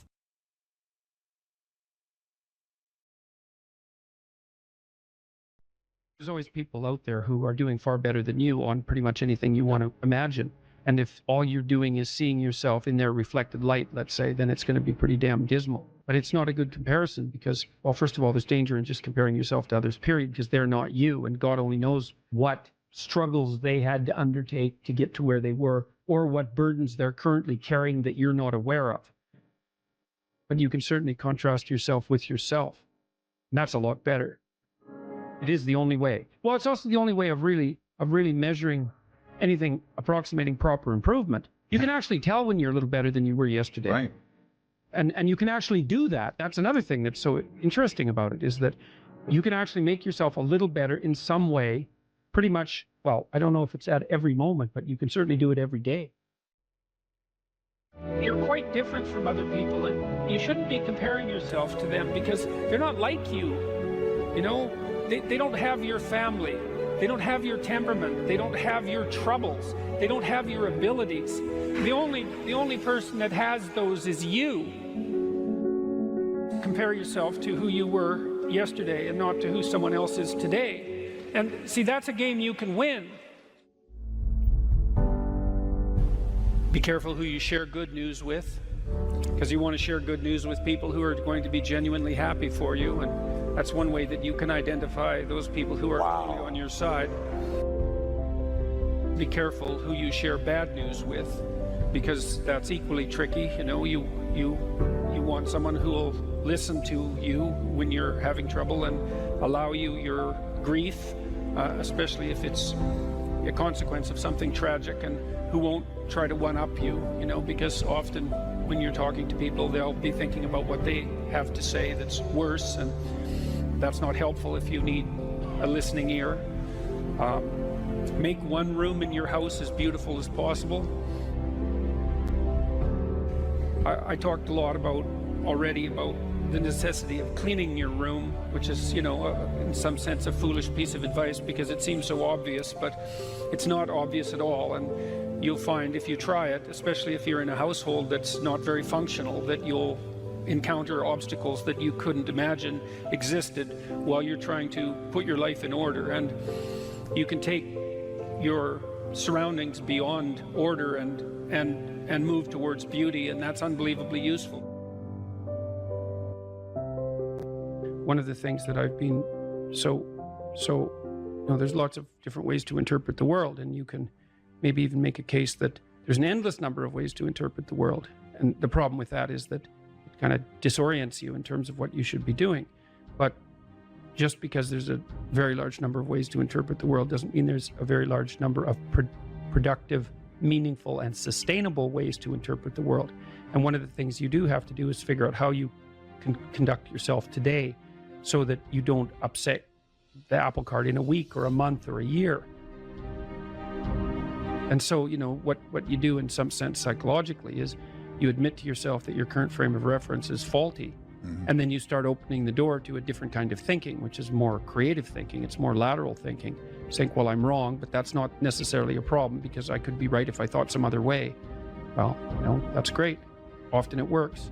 Yeah. And there's almost no end to the utility of trying to figure out which ways that you're wrong.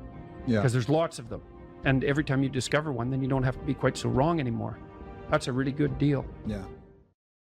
It's from the uphill climb that we derive our value, and I mean this technically. So almost all the positive emotion we feel, especially the emotion that fills us with enthusiasm, and that's experienced in relationship to a goal. And so in some sense, you want a goal that you can never attain. So you can always move closer to the goal that recedes as you move towards it. You think, well, that's frustrating. It's like Sisyphus pushing the rock uphill. But it's not, because as you pursue that goal, you put yourself together and your life does get better and richer and more abundant. And that's why the highest levels of virtue and goal are in some sense transcendent. You want them to be above everything you're doing so you can continually move towards something that's more sublime and better. That's what you are. You're here to live, not to sleep. And the problem with the vision of Mai Tais on the beach is that, well, first of all, that's a vision of drug-induced unconsciousness. Second, it's only going to work for about a week. Third, you're going to be a laughingstock in a month and depressed and aimless and goalless. You want a horizon of ever-expanding possibility. And so it does happen to people because they've staked their soul on the attainment of an instrumental goal. And it can be a pretty high order goal, but then you think, now I'm there, now what? Well, the answer can't be, well, I'm going to live in the lap of luxury and never have to leave the face. What do you want to be, a giant infant with a gold bottle? You never have to do anything but lay in your back and suck. It's like, you see the problem with that as a conceptualization. It's no, you want to be like an active warrior moving uphill with your sword in hand. And that's dynamic, that's exciting. Lay a disciplinary structure on yourself. Get the chaos in check. And then you can move towards a state that's freer. It's discipline first. Like, look, if you're going to become a concert pianist, there's going to be several thousand hours of extraordinarily disciplined practice. That's the imposition of order on your potential, let's say. But what comes out of that is a much grander freedom. And so in virtually every freedom that you have in life that's true freedom is purchased at the price of discipline. That it's not some casual self-help doctrine. It's that if you don't organize yourself properly, you'll pay for it, and in a big way, and so will the people around you. And I would say, start where you can start. If something announces itself to you as in need of repair, that you could repair, then hey, fix it. You fix 100 things like that, your life will be a lot different. I often tell people too, fix the things you repeat every day, because people tend to think of those as trivial. You get up, you brush your teeth, you have your breakfast, you have your routines that you go through every day. Well, those probably constitute 50% of your life. And people think, well, they're mundane, I don't need to pay attention to them. It's like, no, that's exactly wrong. The things you do every day, those are the most important things you do, hands down. People are afraid of the truth because often if you reveal it, it causes conflict in the moment. Telling the truth is definitely an adventure. Seeking for sure, but also telling. Another way of going about it is to just say what you think and see what happens. That's an adventure, because you don't know what the outcome is going to be. So look, there's this old idea that it's necessary to have faith in the truth. And so here's a way of thinking about that. Someone asks you a question and you might think, well, here's the outcome I want, and so here's how I'm going to answer that question. So that's one way of approaching it. But another way of approaching it is, you ask me a question, I'm going to think about the answer, and I'm just going to tell you what I think. And it doesn't matter what the outcome is, because I'm willing to see what the outcome will be, predicated on the idea that there isn't a better outcome than the one that truth produces. Even if it's harsh and terrible in the short term, and sometimes it is, it's like there isn't a better way of doing it. Now, you might say, well, how do you know that? And the answer is, well, I don't know that. That's why it's an article of faith, because I believe, and I believe this deeply, the being that you produce as a consequence of telling the truth is good, by definition, even though it's harsh and often uncomfortable, because you get in trouble. One of the things that I've really learned recently, or learned to articulate better, is that there's a very tight relationship between aspiration and responsibility. The first question might be, do you need to aspire to something? And the answer is, well, yes, because you have to do something. Okay, if you just sit there, you'll die. You can't just sit there. You have to go act out in the world. Okay, so act towards what? Well, that's whatever your aspiration is. You have to have an aim. Okay, well, what should the aim be? Well, it should be something worth doing, let's say. Why do something that you don't feel is worth doing? What do you think's worth doing? Well, if you watch other people and you judge when they're doing something worthwhile, you usually judge them positively if you see that they're taking responsibility, at least for themselves. What, do you want to be completely useless so other people have to take care of you? That's pretty pathetic. And maybe you could get your act together so you're taking care of yourself and your family. And maybe you could even do better than that and take care of yourself and your family and your community. Well, good for you. That's responsibility, and that's an aim. Well, here's one of the things that's cool about that, is that your life doesn't have meaning without aspiration or an aim. Okay, so you need a hierarchy of values. There's got to be something at the top. It's got to be something important. If you don't have that, your life doesn't have any meaning. So if you criticize the hierarchy, or even the idea of hierarchy, you destroy the idea of aspiration, and then people have nothing. Well, that's not helpful. People are built for a struggle and they're built for a weight, and you want to take on a heavy burden voluntarily. See if you can put yourself together. See what you can do out in the world while you're waiting to die. It's an all-in game. It better be worthwhile. The great people I know are brutally truthful to themselves and other people, and they have insanely adventurous lives. Get rid of everything you say that you only say to impress other people, and just see if you can say what you believe to be true. That's an adventure. That's the thing about the truth, you know? Well, you got to ask yourself, if you're not speaking the truth, who is it that's talking? If you're saying something that you do not believe to be true, it's not you talking. It's something else. It might be the part of you that wants to manipulate the other person into delivering what you think you want from them. Well, what is that spirit of manipulation that you've allowed to possess you? It's not you. Let's say you decide to live your whole life in that instrumental manner. You're going to craft your words like the student who says, well, I'm going to write what the professor wants to hear so I get the grade. It's like, well, you just turn yourself into that. Well, who is it that's doing that manipulating? It's not you, because those aren't your words. So even if you get the grade, it's not you that got the grade. It's the false you. It's the manipulative you. So you do that your whole life. You don't have your life. And then you think, well, God, that was a miserable life. I manipulated everybody. They were so damn stupid. They were sucked in by it. They're all contemptible. Everyone does it, you know, which they don't, by the way. And so that's a pathway to bitterness. Partly because if you're a manipulator and you use your language falsely, you don't live your own life. You live the life of whatever possesses you when you think it's you manipulating. And so you live the life of the spirit of manipulation. You know, maybe you're in California, see someone speeding down the road in a convertible Porsche, and you think, oh man, what a lucky bastard. And the truth of the matter is that he's thinking about wrapping his expensive sports car around the next cement pillar that he comes close to. You know, you can't tell, and people have hard lives, and And even people who are comparatively fortunate have hard lives. And the ideal that you're observing that makes you jealous and resentful is in large part an illusion that's created by your own mind. You have to be careful of what you're jealous of because you don't really know what it is. And then the other thing that's kind of useful is to understand you're quite different from other people, and you shouldn't be comparing yourself to them because they're not like you. They don't have your family. They don't have your temperament. They don't have your troubles. They don't have your abilities. The only person that has those is you.